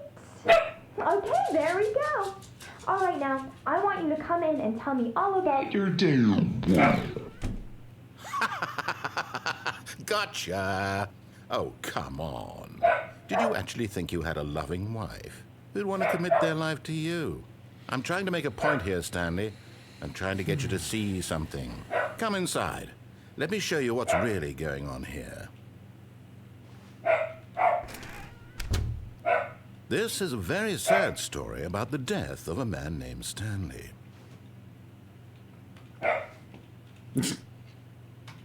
Stanley is quite a boring fellow. He has a job that demands nothing of him, and every button that he pushes is a reminder of the inconsequential nature of his existence. Look at him there, pushing buttons, doing exactly what he's told to do. Now he's pushing a button. Now he's eating lunch. Now he's going home. Now he's coming back to work. One might even feel sorry for him, except that he's chosen this life. But in his mind, in his mind he can go on fantastic adventures. From behind his desk, Stanley dreamed of wild expeditions into the unknown, fantastic discoveries of new lands. It was wonderful. And each day that he returned to work was a reminder that none of it would ever happen to him. And so he began to fantasize about his own job.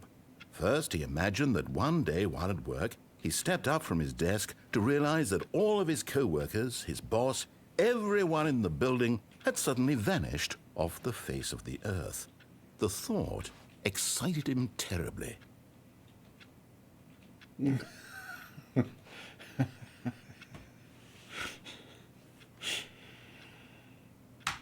So he went further. He imagined that he came to 2 open doors and that he could go through either. At last, choice. It barely even mattered what lay behind each door. The mere thought that his decisions would mean something was almost too wonderful to behold. As he wandered through this fantasy world, he began to fill it with many possible paths and destinations. Down one path lay an enormous round room with monitors and mind controls. And down another was a yellow line that weaved in many directions. And down another was a game with a baby. And he called it the Stanley Parable. It was such a wonderful fantasy, and so in his head he relived it again, and then again, and again, over and over, wishing beyond hope that it would never end, that he might always feel this free. Surely there's an answer down some new path, mustn't there be? Perhaps if he played just one more time. But there is no answer. How could there possibly be? In reality, all he's doing is pushing the same buttons he always has. Nothing has changed. Putting us back in the office. The longer he spends here, the more invested he gets. The more he forgets which life is the real one. Piece by piece. And I'm trying to tell him this. That in this world, he can never be anything but an observer. That as long as he remains here, he's slowly killing himself. But he won't listen to me. He won't stop. Here, watch this. Stanley, the next time the screen asks you to push a button, do not do it.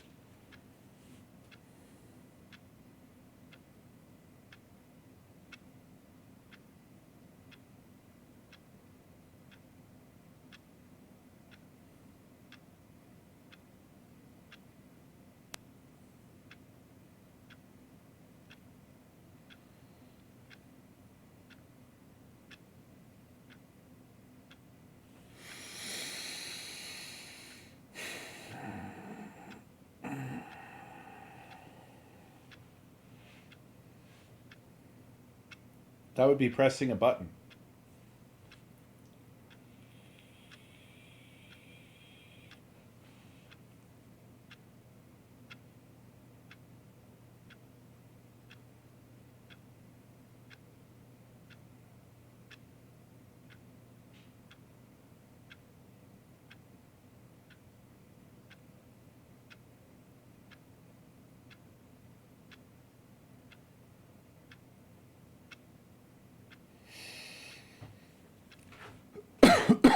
Excuse me.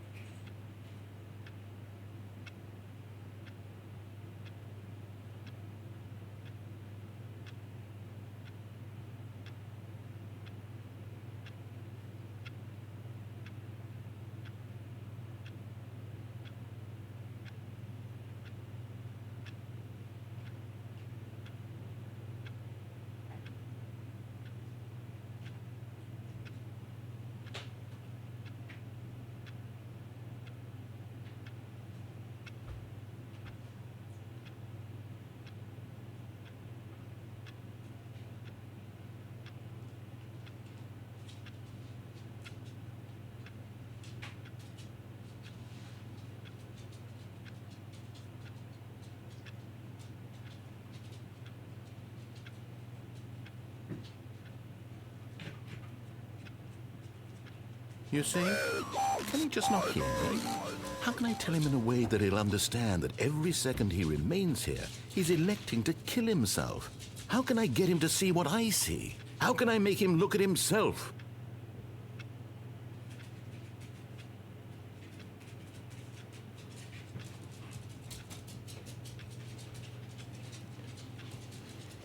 The fuck? That wasn't 4 hours.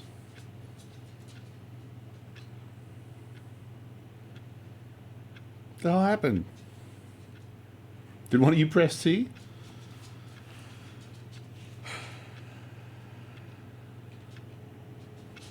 Now we're back in the office. Oh, a spider must have pressed C. I suppose I can't. Not in the way I want him to.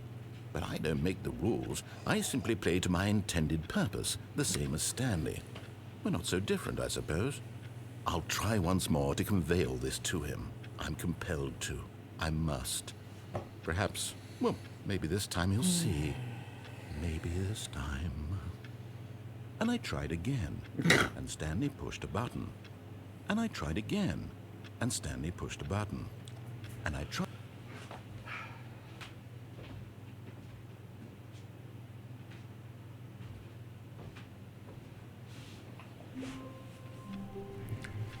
Okay.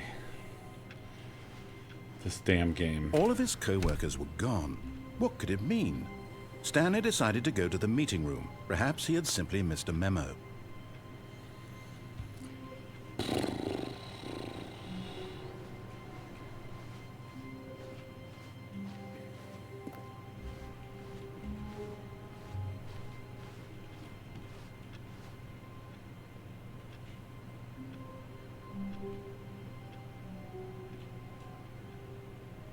As Stanley lifted his bucket, he felt a connection to all buckets everywhere.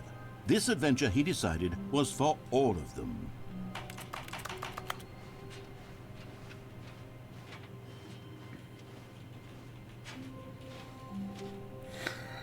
CFA, thank you for Stanley 6 clutched the bucket months. tightly to his chest and entered the door on his left. It seems like specifically regular subscriptions are broken. We have seen all the monitors saying that before, unfortunately.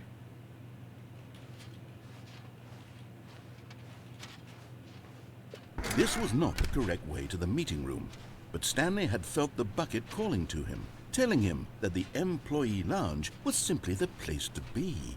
And here it was. Had the bucket turned out to be correct? No, never mind. The bucket was wrong. Stanley took the door on his left. think we did, to go yeah. back to the meeting room. Yeah, I definitely did.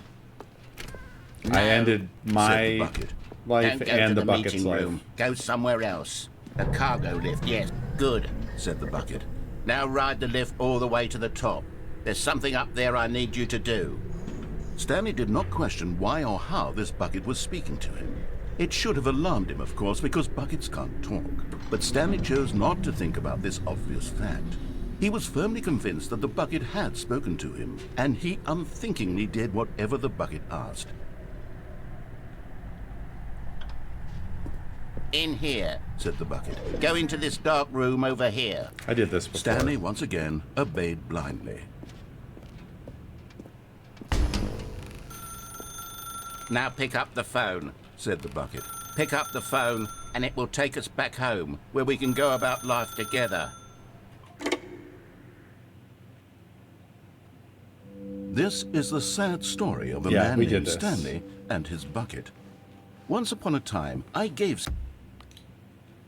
We did that. But we didn't pull the plug with the bucket. All of his co-workers were gone. What could it mean? Stanley decided to go to the meeting room. Perhaps he had simply missed a memo. Did we? Oh. Okay, so maybe I haven't pulled the plug without the bucket? When Stanley came to a set of 2 open doors, this was not the correct way to the meeting room, and Stanley knew it perfectly well. Perhaps he wanted to stop by the employee lounge first, just to admire it. The lounge was grand, majestic, perhaps, but eager to get back to business, Stanley took the first open door on his left. Stanley was so bad at following directions, it's incredible he wasn't fired years ago. Look, Stanley, I think perhaps we've gotten off on the wrong foot here. I'm not your enemy, really, I'm not. I realize that investing your trust in someone else can be difficult, but the fact is that the story has been about nothing but you all this time. There's someone I do remember you've been that, yeah. neglecting, Stanley. Someone But I couldn't remember if I did it with Bucket. Stop trying Or to make without every decision by yourself. Now, I'm not asking for Focusing me. on the wrong thing. This is it, Stanley. Your chance to redeem yourself. I haven't To put forgotten my your whole work life. I just aside, forgot about the to status let of Bucket. her back into your life. She's been waiting. That's her, Stanley. You need to be the one to do this, to reach out to her. If you can truly place your faith in another, then pick up the phone. As Stanley picked up the phone, a white light engulfed him, filling him not just with radiance, but with hope. Hope for a life reunited one... Wait. Oh, goodness. Stanley, did you just unplug the phone? No, that wasn't supposed to be a choice. How did you do that? You actually chose incorrectly. I didn't even know that was possible. Let me double check. No, it's definitely here, clear as day. Stanley picks up the phone.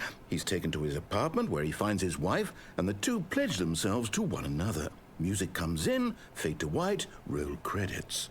Not picking up the phone is actually somehow an incorrect course of action. How is that even possible? None of these decisions were supposed to mean anything. I don't understand. How on earth are you making meaningful choices? What did you... Wait a second. Did I just see... No, that's not possible. I can't believe it. How had I not noticed it sooner? You're not Stanley. You're a real person.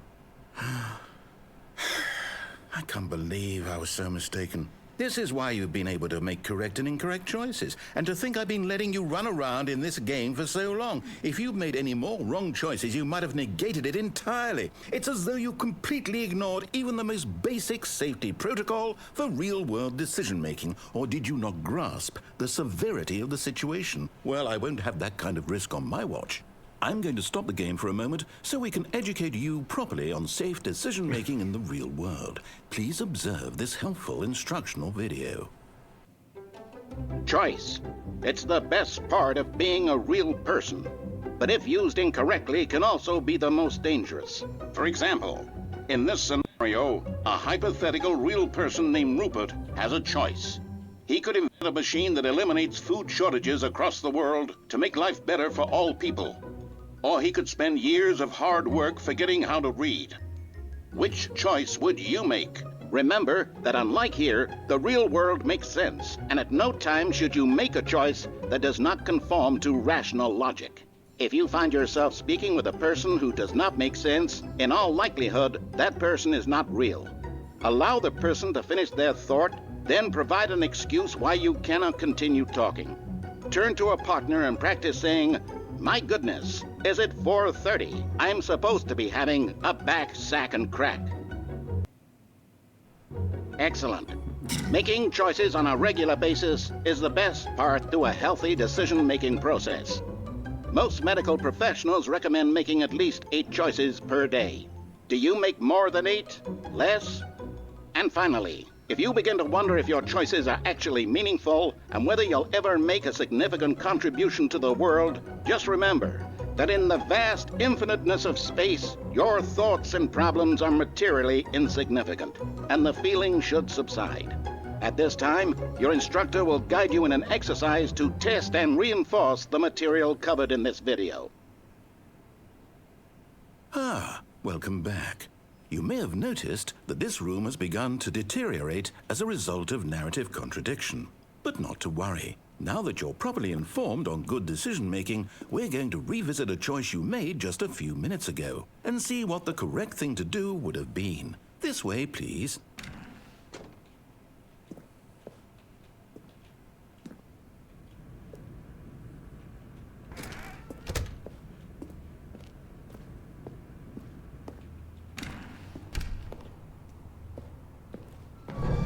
Now that we know your choices are meaningful, we can't have you jumping off the platform and dying. Imagine the main character dying senselessly halfway through the story. That story would make no sense at all. We just need to get you home as soon as possible before the narrative contradiction gets any worse. Unfortunately, it seems this place is not well equipped to deal with reality. Yeah, tons of this is extremely Douglas Adams. Extremely.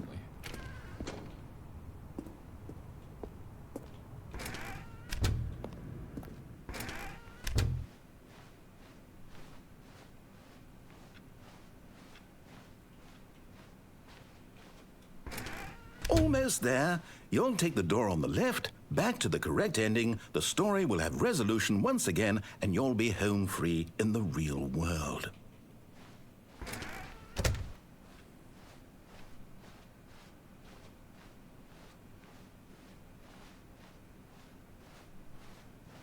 Now remember, all you need to do is behave exactly as Stanley would.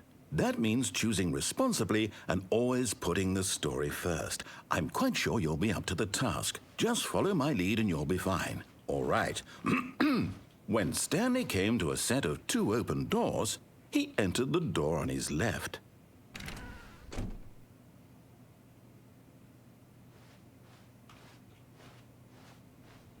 No! Why did you do that? Quickly, hurry back in the other direction. Perhaps we're not too late.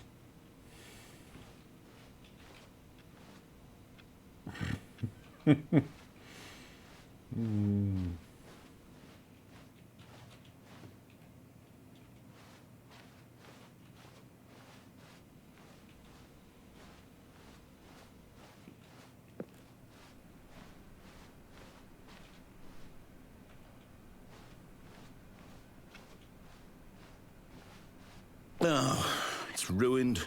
I can't believe, after everything we talked about, that my story, you've destroyed my work. Why? For what? What did you get out of that? What did you think was so special about seeing the game undone, left here like so much garbage? It's worthless now. And what am I supposed to do? Even if there were a way to continue, would it be worth it? To know that my story is now incorrect? How can I go back to that? I can't erase that knowledge. I'll have to live with it forever, reliving its impossibility forever. I couldn't live that way. Is it better to shut the game down entirely? To willingly destroy all of my work? I don't know. What's the answer? What do I do? What do I do? What do I... No, I have to. I have to shut the game down. I have to. I have to.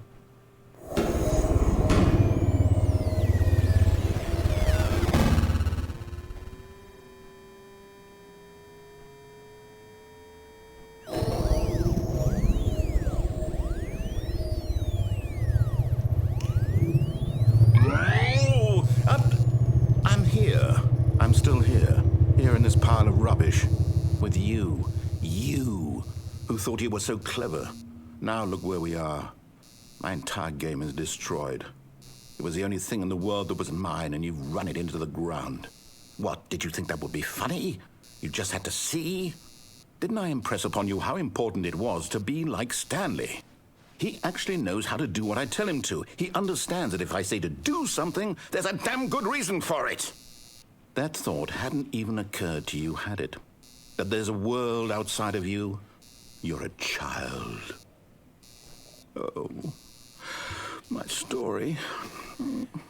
If you'd just gone through the door on the left, you would have seen it. There was a whole underground facility. You would have destroyed it and been victorious. It would have been so perfect. I worked so hard on it. I tried so hard to make... behave exactly as Stanley would. That means choosing responsibly and always putting the story first. I'm quite sure you'll be up to the task. Just follow my lead and you'll be fine. All right. When Stanley came to a set of 2 open doors, he entered the door on his left. No! Why did you do that? Quickly, hurry back. Behave exactly as Stanley would. That means choosing responsibly and always putting the story first. I'm quite sure you'll be up to the task. Just follow my lead and you'll be fine. All right. When Stanley came to a set of 2 open doors, he entered the door on his left.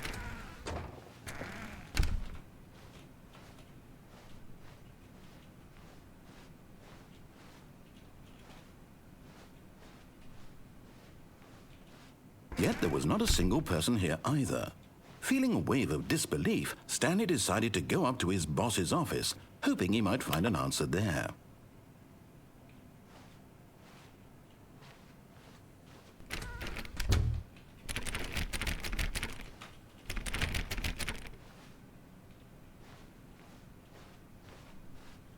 Coming to a staircase, Stanley walked upstairs to his boss's office.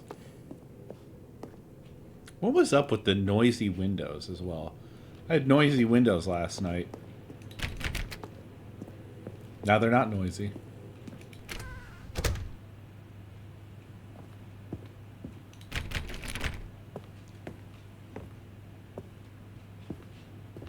Oh, it's the corner of that thing.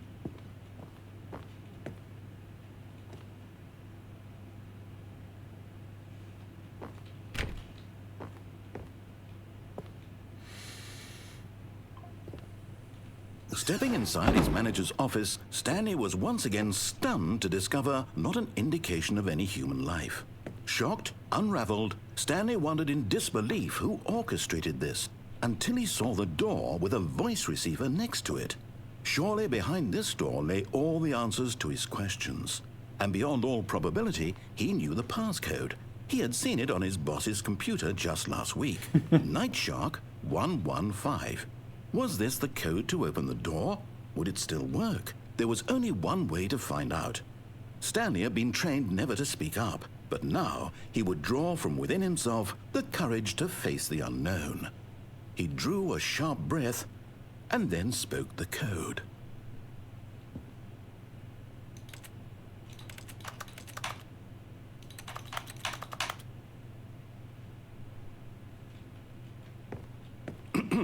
Stanley spoke the code.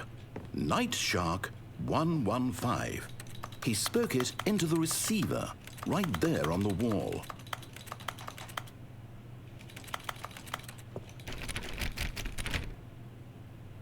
I'm sorry, is there a problem? You didn't mishear me, did you? Please speak the code into the receiver. Otherwise, we can't get on with the story. This is a crucial step.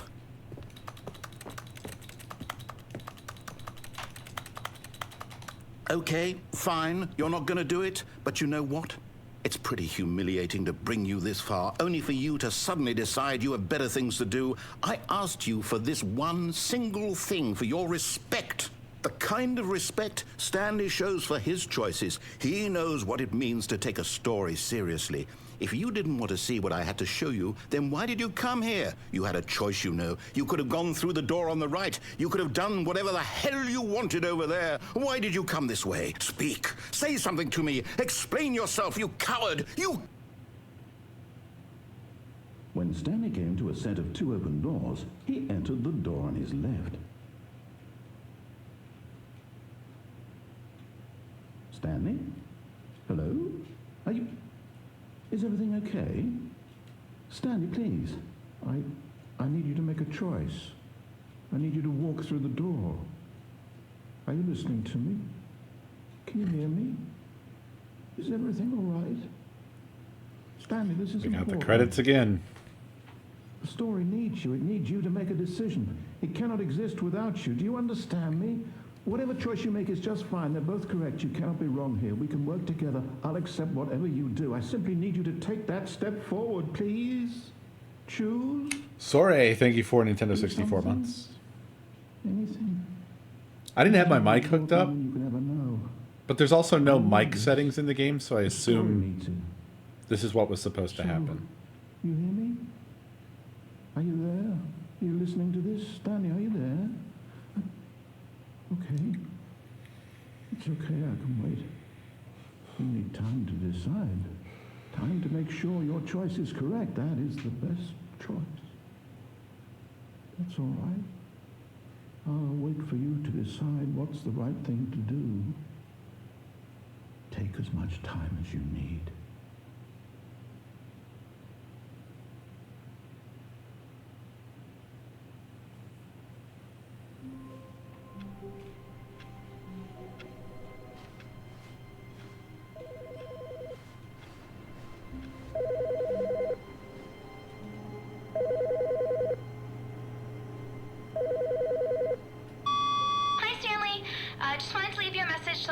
there's a few things I need you to pick up on your way home from work today.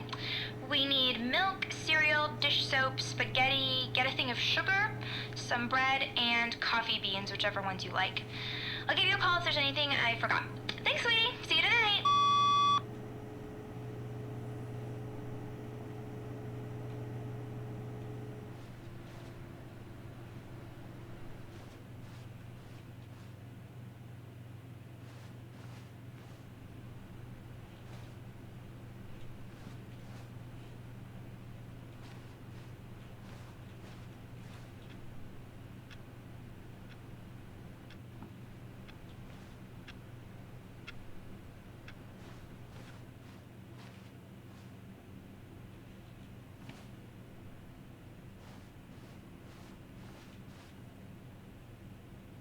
When Stanley came to a set of 2 open doors, he entered the door on his left.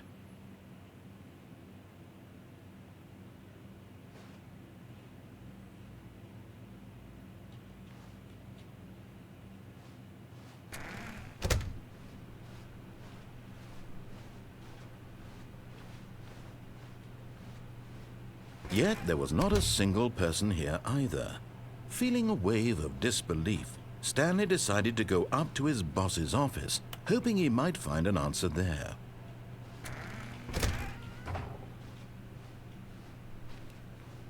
Coming to a staircase, Stanley walked upstairs to his boss's office.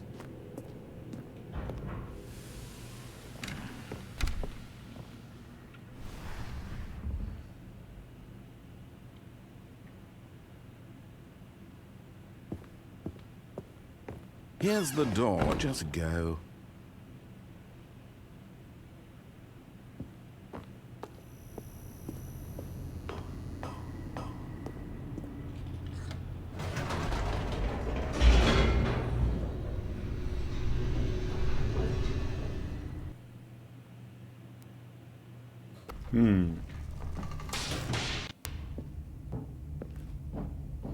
Stanley walked straight ahead through the large door that read Mind Control Facility.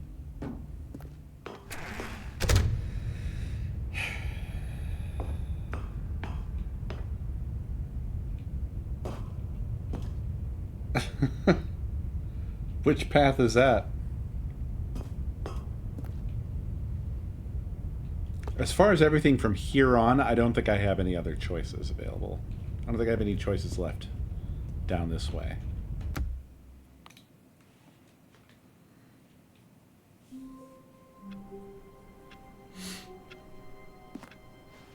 All of his co-workers were gone. What could it mean? Stanley decided to go to the meeting room. Perhaps he had simply missed a memo.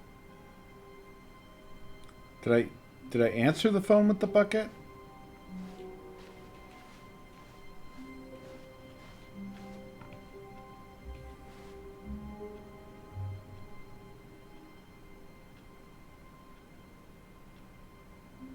I don't know either.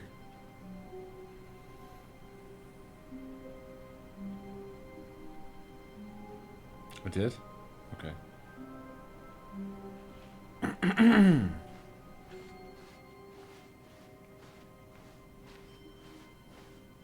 When Stanley came to a set of 2 open doors, he entered the door on his left.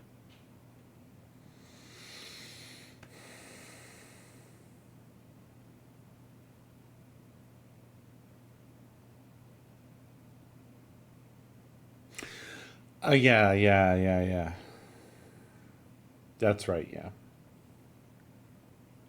That was the thing with, like, having a relationship with a bucket, and then the narrator gets jealous. It's Jazz. Thank you for 88 months. The worst number of months. Really? Fuck. I mean, who knows? Who knows, man? This was not the correct way to the meeting room, and Stanley knew it perfectly well. Perhaps he wanted to stop by the employee lounge first, just to admire it. And here it was, the lounge. But eager to get back to business, Stanley took the first open door on his left.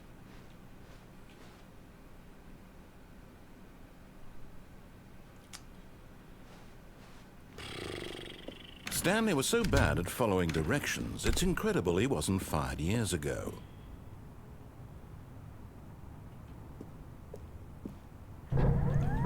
Look, Stanley, I think perhaps we've gotten off on the wrong foot here.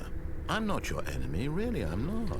I realize that investing your trust in someone apparently else is Tenosis thinks there's one I but should the have fact wandered is that into the pretty much story has immediately. been about nothing but you all this time. There's someone you've been neglecting, Stanley. What? Really? I was in the middle of something. Do you have zero consideration for others? Are you that convinced that I want something bad to happen to you? Why, I don't know how to convince you of this, but I really do want to help you, to show you something beautiful. Look, let me prove it. Let me prove that I'm on your side. Give me a chance.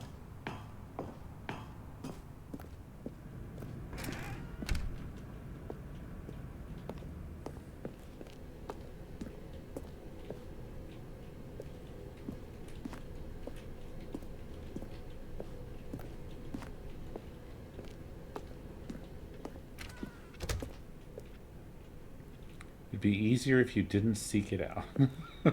Now listen carefully, this is important. Okay. Stanley walked through the red door.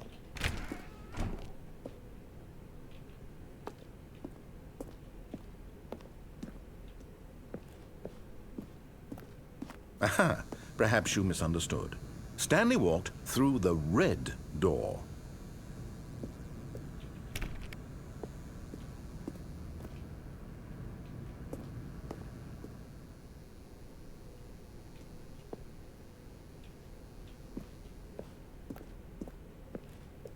I still don't think we're communicating properly.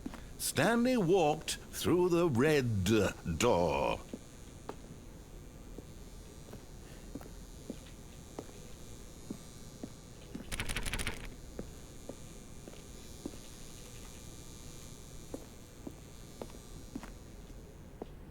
All right, fine. Go ahead, Stanley.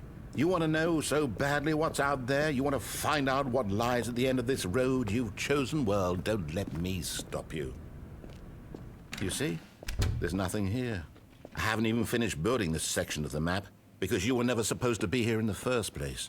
Broken rooms, exposed developer textures. Is this what you had wanted? Was it worth ruining the entire story? I also enjoy it, Rudy. It's very good.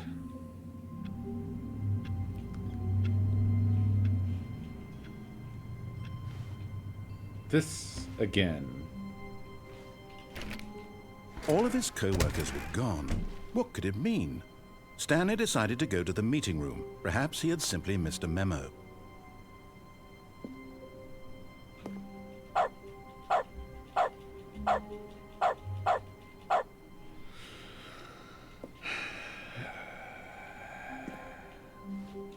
I don't even know how I got this exactly. Stanley went around touching every little thing in the office, but it didn't make a single difference, nor did it advance the story in any way. I found dog mode. I can just bark. I can bark whenever I want. I didn't realize. How did I not do it by accident last time? Even once!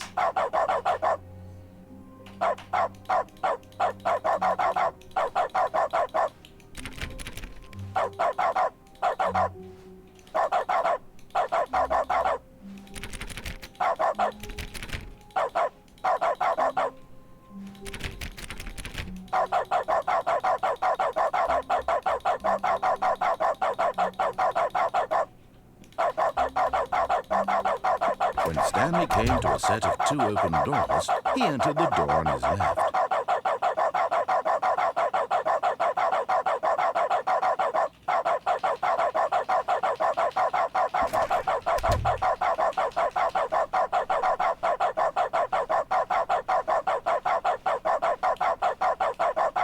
Yet there was not a single person here either. Feeling a wave of disbelief, Okay, I'm Stanley sorry. decided to go up to his boss's office, hoping he might find an answer there.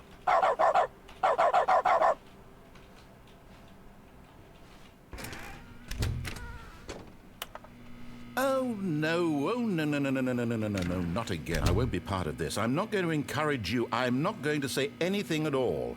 I'm just going to be patient and wait for you to finish whatever it is you enjoy doing so much in this room. Please take your time.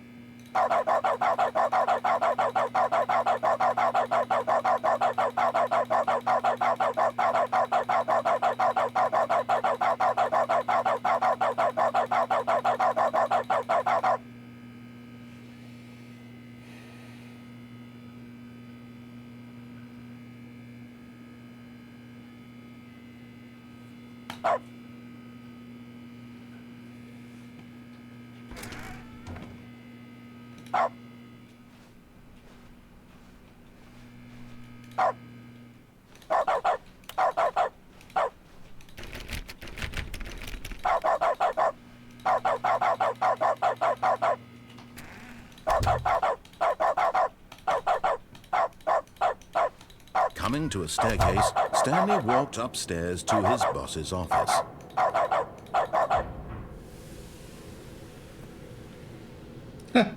It's already open.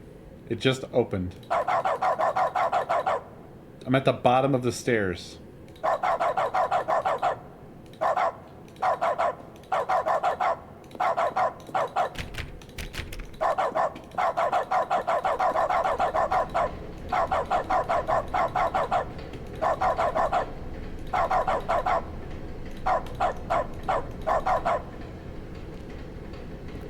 But Stanley just couldn't do it. He considered the possibility of facing his boss, admitting he had left his post during work hours. He might be fired for that. And in such a competitive economy, why had he taken that risk? All because he believed everyone had vanished. His boss would think he was crazy. And then something occurred to Stanley. Maybe, he thought to himself, maybe I am crazy. All of my co-workers blinking mysteriously out of existence in a single moment for no reason at all. None of it made any logical sense. And as Stanley pondered this, he began to make other strange observations. For example, why couldn't he see his feet when he looked down? Why 'Cause did I'm a doors dog. close automatically behind him wherever he went? And for that matter, these rooms were starting to look pretty familiar. Were they simply repeating?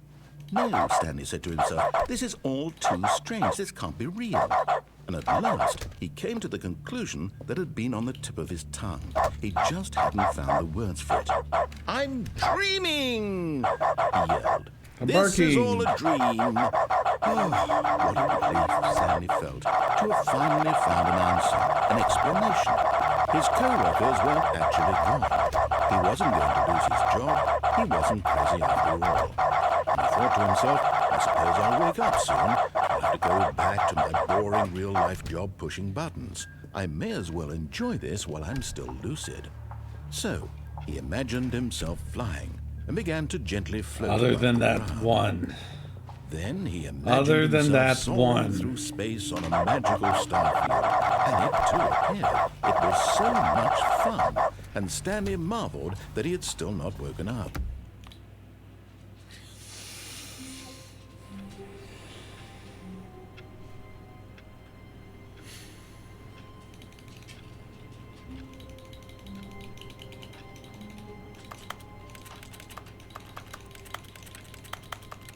The barks are gone. I could get them back.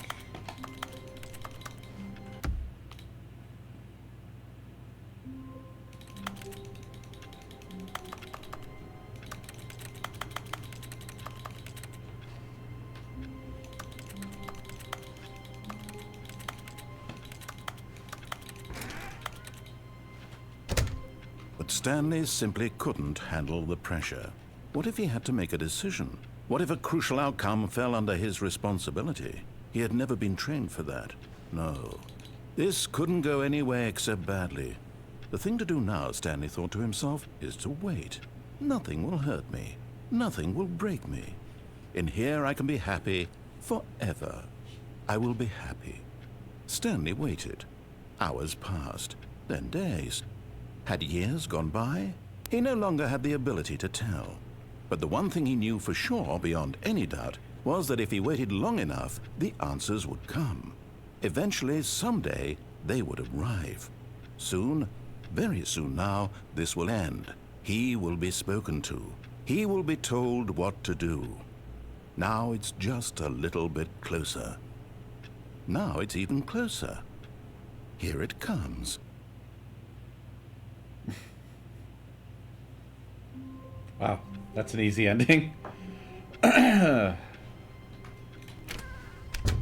But Stanley simply couldn't handle the pressure. What if he had to make a decision?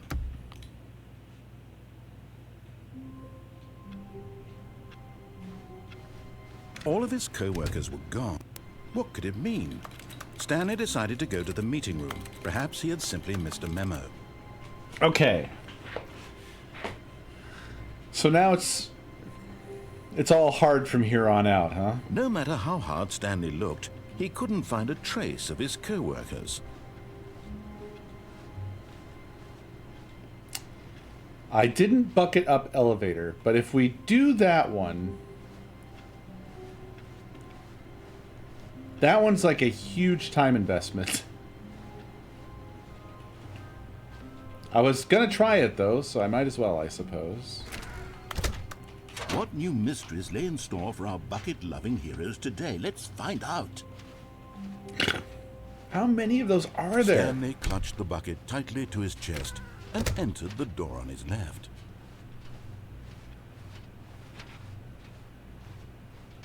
Yeah, we did that. That's the one that Stanley leads needed to bucket's warmth and the comfort content now warning more than ending. ever. Perhaps his boss's office was where he'd find out. Coming to a staircase, Stanley and the bucket walked upstairs to the boss's office.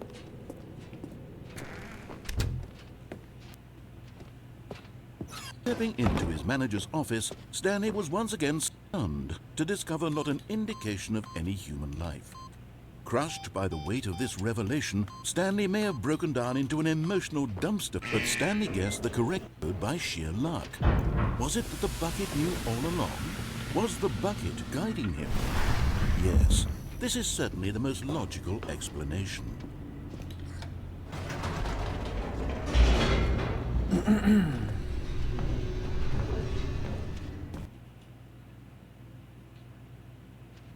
The elevator raced downward, plummeting towards an unknown fate.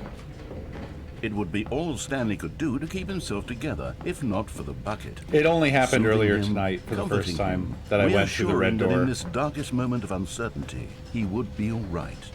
The bucket is here for you, Stanley. Everything will be fine. Wait, Stanley said to the bucket. Can we go back up?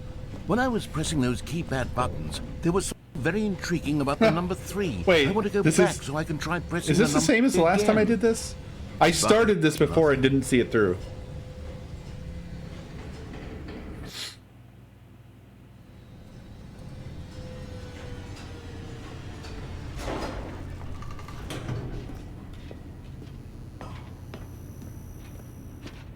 I did start it with the bucket. Stanley. No, I'm going to try out that number 3 button.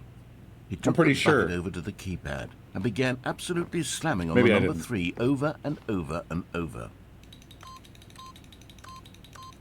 Wow, he said. The number 3 is such a special button. I'm having the time of my life. Stanley looked expectantly at the bucket, but the bucket remained silent. This was a shock to Stanley, who had always felt such a connection with the bucket. I'm pretty sure I had How done was this not as just exciting to going the up the bucket as it was elevator, to him? and then Once Stanley had had enough of the number 3, he got back in the elevator. and then restarted the game. Perhaps the bucket had missed something. Perhaps it had not Maybe seen I'm remembering how much wrong. joy Stanley got from slamming the number 3 repeatedly.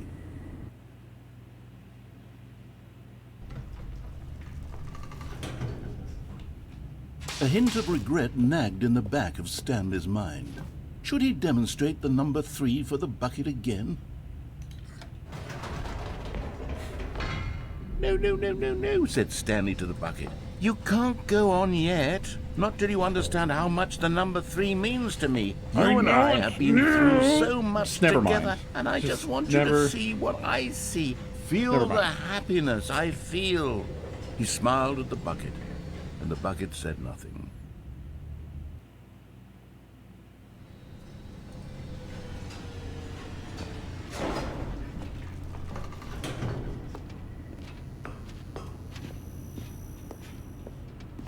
"Here we go," said Stanley.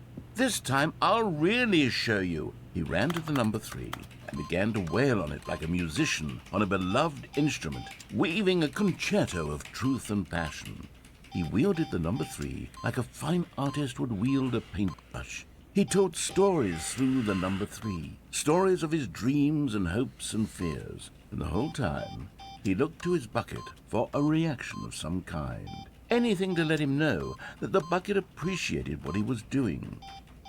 The bucket conveyed absolutely nothing at all, only silence.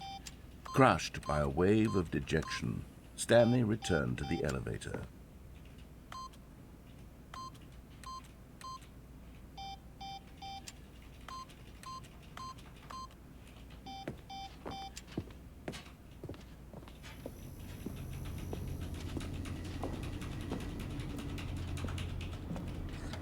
Stanley and the bucket were so close. They'd always been there for one another. Why suddenly could the bucket not connect with this passion of Stanley's? The question caused Stanley to ruminate the whole way down the elevator. He knew that there must be a way to get through to the bucket, to communicate fully with his dear friend. Surely there was a solution, mustn't there be?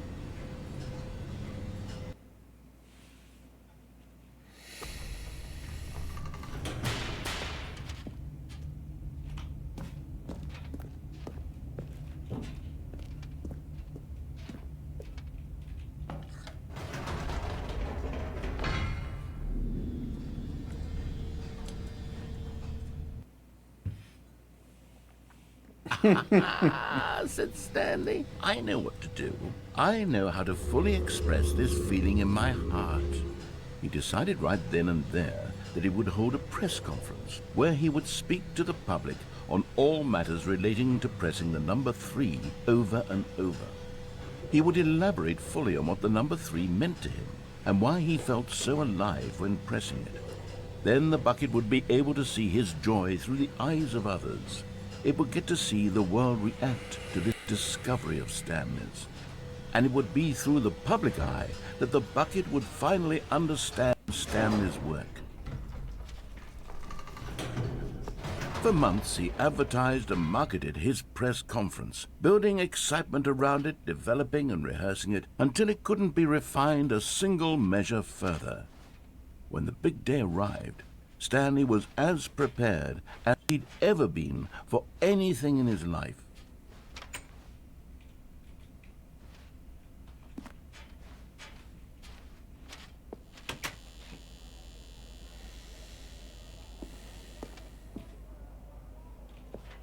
This was it. One last chance to win the bucket over. One opportunity to share a true connection with a loved one. 3 again, 3 again.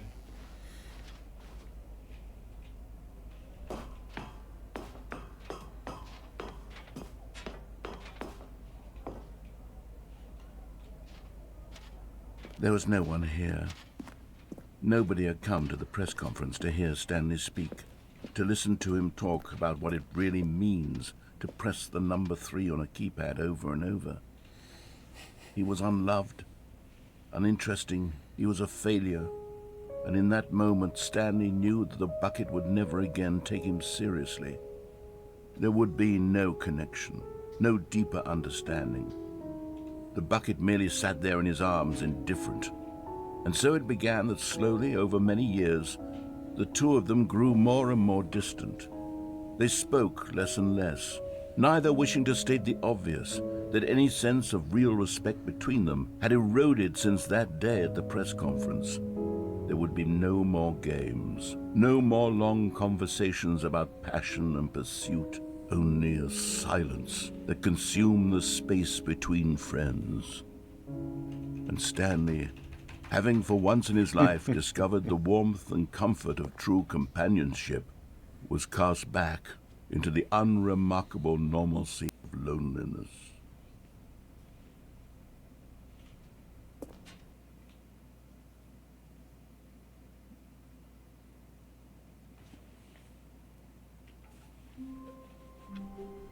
Whoa! We got a stray subtitle there. Stanley had never seen the office this brightly lit. Was it a sign of something? He hoped it was. He hoped very much that it was.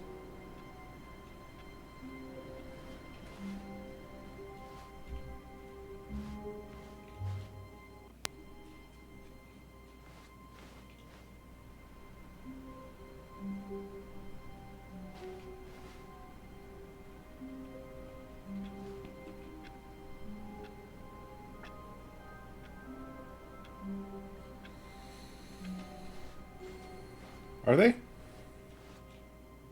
No. Well, they're loud in a different way now.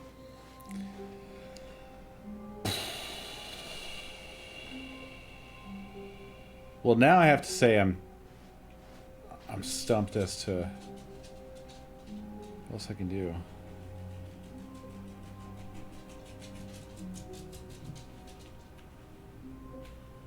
There simply can't be anything else.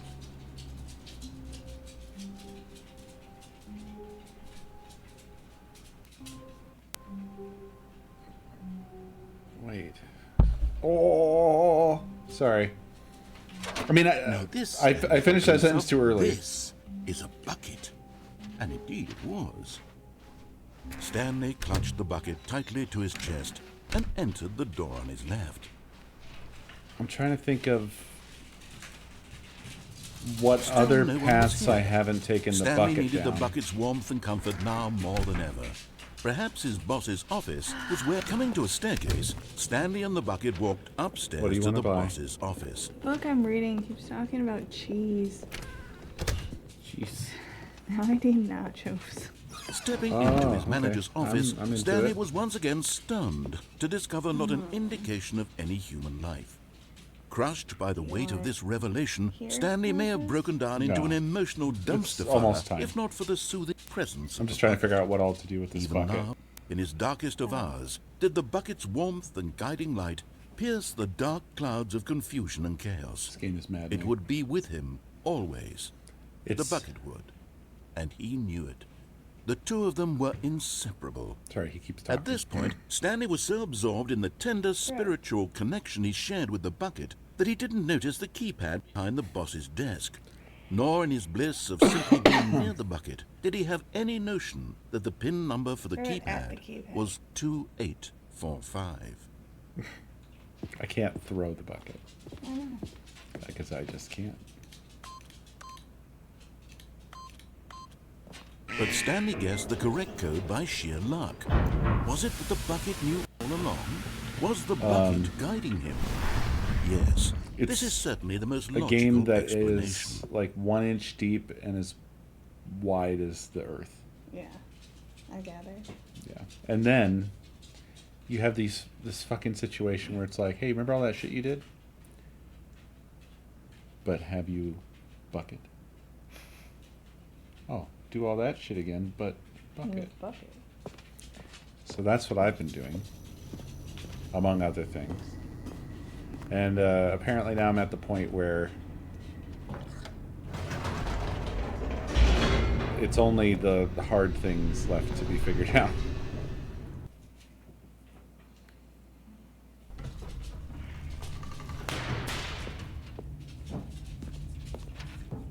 Stanley and the bucket walked straight ahead through the large door that read, Mind Control Facility. Oh yeah, hard things and hard things plus bucket. God damn it. The lights rose on an enormous room What I'm packed with television headed towards is I screens. don't remember if I What finished horrible the secret game did this place hold? like as normal, Stanley and the bucket but both with wondered bucket. to themselves. I don't think I did. Hi. Hi. No mouth lick. God, you're cute. You shaky bee. The monitors jumped to life, and Stanley nearly dropped the bucket in shock. Everyone in the office was being videotaped, monitored like Bucket. guinea pigs. But cheese? The bucket had never seen anything like this, and it very nearly burst into tears as Stanley cradled it gently, reassuring it that everything would be fine. Was the bucket under the mind control facility's influence as well? Had the bucket been told to do things it didn't wish This is a to good do? game to play if you What just want to be kinds made of fun of things does a bucket nonstop the want to entire do time that or you not are want to do playing in the it. first place? These questions raced furiously in Stanley's feeble mind. To the sort of vibe of No! Douglas He Adams. screamed into the bucket. I'd be okay with He that. couldn't accept it. It's His I own don't know if I life in mentioned that before, someone but it's else's extremely control. Douglas Adams. Never! Yeah. He squeezed the bucket tighter. In many His one areas. friend in the entire Not entirely. world. It definitely has its own At this identity, point, but there's a few he parts could trust where no one except it for the just bucket. hits that exact note. Yeah. Thanks, Billy. But here was the QA tester on the game heart from of here the on out. operation. Oh, that's Controls terrifying. labeled with emotions, happy or sad. That's or normally content. my Walking, my eating, specialty working, by accident. all of it monitored and commanded from this very place. but this game has And as defeated the me. cold reality of his past began to sink in, Okay. Stanley decided that this You and I will be machinery along would never soon. again exert its terrible power over another human life. Yeah. For he and the bucket would dismantle the controls for good. Two best friends, Stanley and the bucket, up against the world. They high-fived in a really cool way. Yeah, but just that. and Just the that bucket one made time. a sassy comment about taking down the system.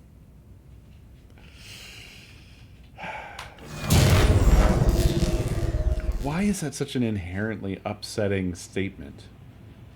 Stanley and the bucket waited in blackness. I didn't do this. Was it I don't over? think. I don't remember this. Yes, they had done it. Stanley and the bucket had defeated their greatest and darkest enemy, freed themselves from the tyrannical grip of the evil mind control machine. Freedom was now mere moments Oh, yeah, away. it was birds. Excitedly, the two of them began to discuss the kind of life they wanted to live once they stepped through this massive door. The bucket wanted to learn to roller skate. Stanley wanted to sneeze Oh, in bucket every has country wheels. on Earth. Both of them wanted to begin watching a movie, any movie, but then stop it halfway through and begin watching it in reverse from the end. True, it was a simple life they envisioned, but it was one they'd lived together, with one another to lean on, to trust, to support, and... What? Wait. What was happening? Why had the door stopped? Was Stanley and the bucket not about to be freed? An unbearable silence filled the room, lingering in uncertainty, until finally the truth hit Stanley square in the face. This building did not want the bucket to leave. It stopped Even the facility halfway. itself recognized the incredible calming rewinding. presence of the bucket, needed the soothing warmth of the bucket, would go to any lengths not to part with the bucket. No, no, no. Stanley can't leave this place. Not while he has such a precious bucket in his arms. Not while this building has anything to say about it. Stanley realized he would never again leave this very room. But at least he has the bucket. To be trapped eternally in darkness isn't really so bad, Stanley thought to himself. As long as I have my bucket with me, right? I'll be okay, won't I? Stanley gulped. Very soon now, he was about to find out.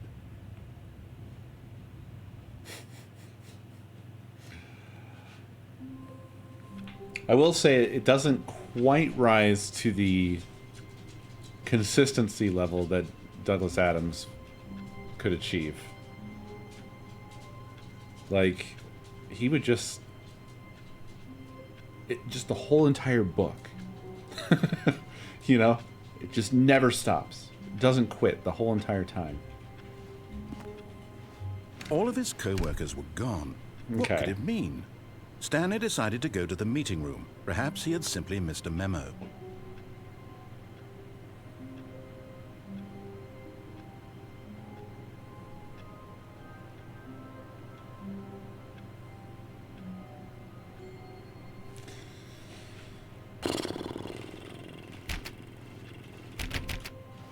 Stanley went around touching every little thing in the office, but it didn't make a single difference, nor did it advance the story in any way.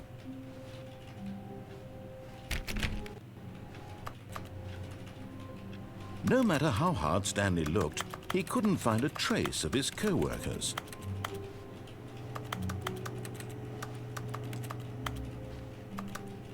Wait a minute. So this is Unity, right? This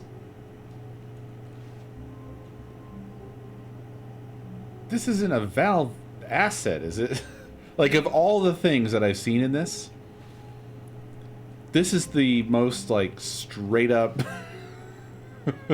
Oh, God, you guys. This is all because I said this is in Unity, right? Why did I start it like that? I knew it was in Unity, and I knew that it came from Source. So why did I say that? Why did I say that with my head? I didn't need to say those words to convey what I wanted to... Like, it was just sort of like this sort of vibey thing. That's like kind of like the way I talk. And then it just leads to this. It just causes this. Why do I do these things? Anyway. I'm just kidding. It's weird. Like, is that okay to do? I guess they were probably, is this one of those games that Valve, liked? Do you know what I mean? Like, sometimes Valve just takes a shine to some shit and they let them do whatever they want. They may have asked nicely, yeah.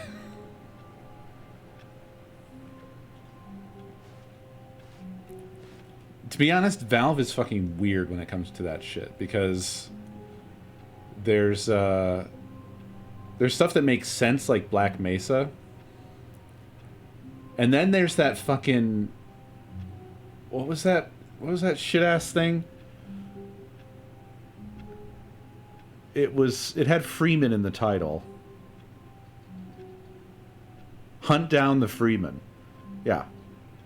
And then there's another one too. There's isn't there like a Chinese Counter-Strike game or something? Or there's something real weird, and it uses all of the Counter-Strike assets and logo. It looks like it's an official Counter-Strike game. Do you know what I'm talking about? Like, what? Like, they there's been times where Valve has been super pissy about people just, like, making videos or streaming Valve games. And occasionally, some fan game things, if I recall correctly. But then there's stuff like that, and you're just like, well, what? I don't get it. I could kind of understand if it was just like this and Black Mesa or whatever, because that's sort of like normal and expected, right? Like, rules for thee, but not for the people that I like. Is kind of the standard procedure for everybody. But Valve just kind of like, fucking, it's just a whim. It's just a whim of Tuesday, as opposed to Thursday. Did it change? I feel like more recently than Source Filmmaker, they have continued to say that they don't really support people making like videos and stuff like that.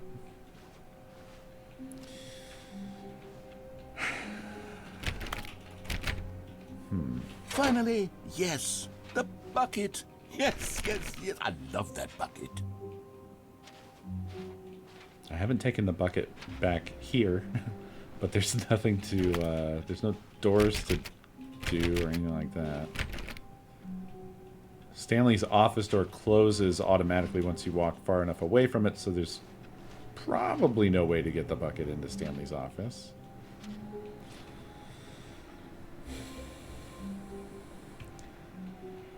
Doors that you can interact with. I could leave now if you want.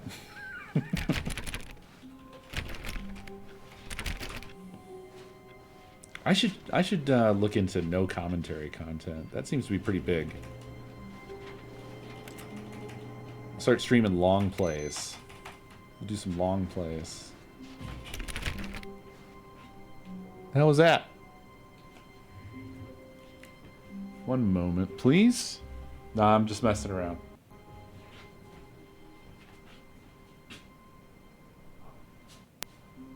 Mr. Beavis. What are you being good? No, not Chew. It was Pico jumping his fat ass up to where his food is. Chew is being a good boy. That was a clue or a hint.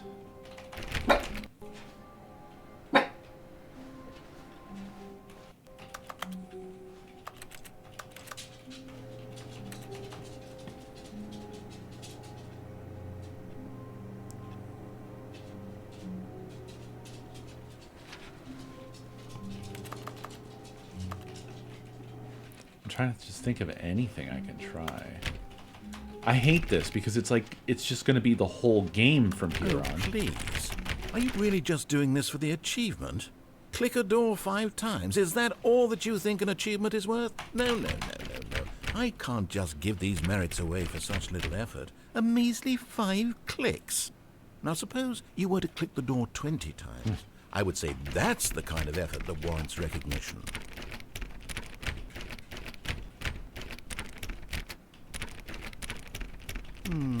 I have to say, I'm still not feeling the satisfaction of witnessing true effort for a noble cause. Perhaps 50 clicks will do it. Yes, almost certainly 50 clicks. Okay.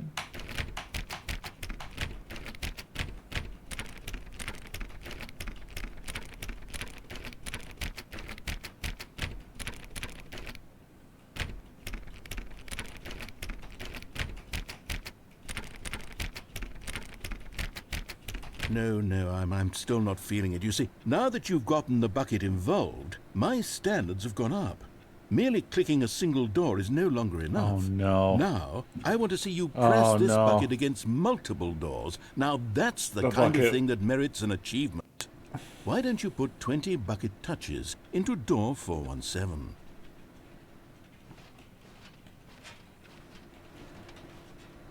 The fuck is door 147? Wait, 417.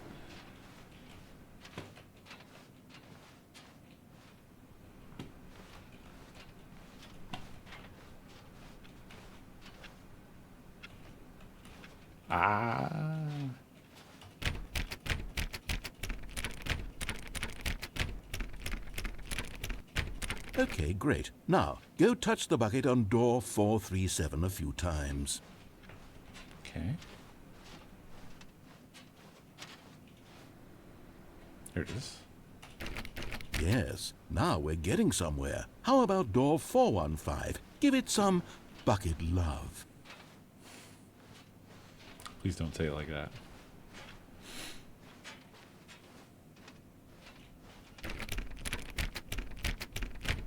Now back to door number 437.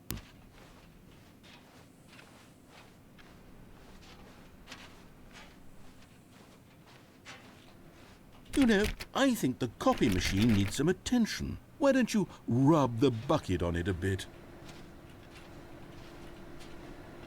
All right, back to room 417. I'm really feeling it now. I think we're getting somewhere. Okay, now bring the bucket on top of employee 419's desk.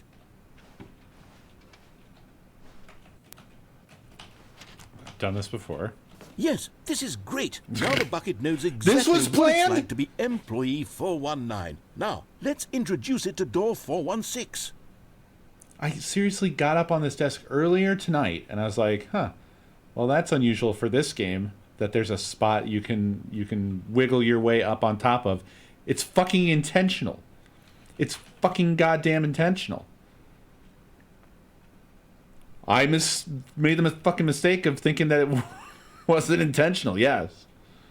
Because you can't, this is as far as you can go. You can get to the chair, and you get kind of stuck, and it's real jank feeling, so I thought, huh. Shit, what did he say? No.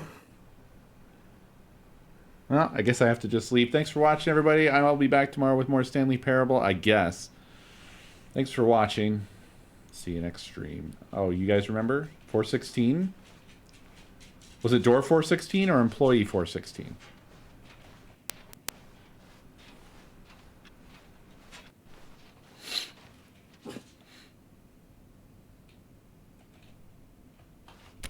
We've almost got it. Now make the bucket and the copy machine touch again.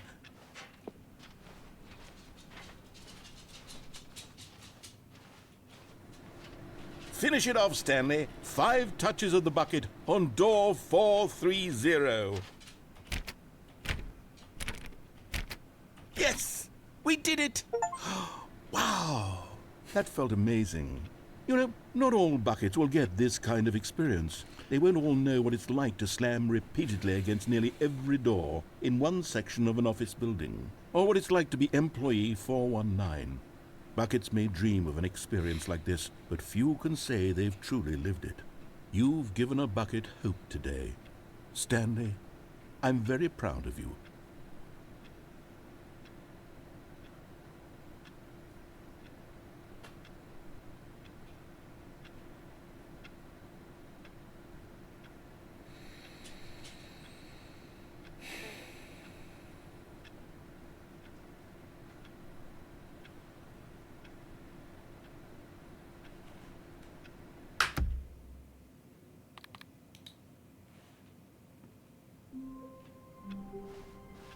How wonderful. Stanley was alone. Finally. This is... Oh, please. Are you really just doing this for the achievement? Click a door 5 times. Is that all that you think an achievement is worth? No. I can't just give these merits away for such little effort. A measly 5 clicks. Now suppose you were to click the door 20 times. I would say that's the kind of effort that warrants recognition. I have to say, I'm still not feeling the satisfaction of witnessing true effort for a noble cause. Perhaps 50 clicks will do it. Yes, almost certainly 50 clicks. I don't know why I'm beginning again. God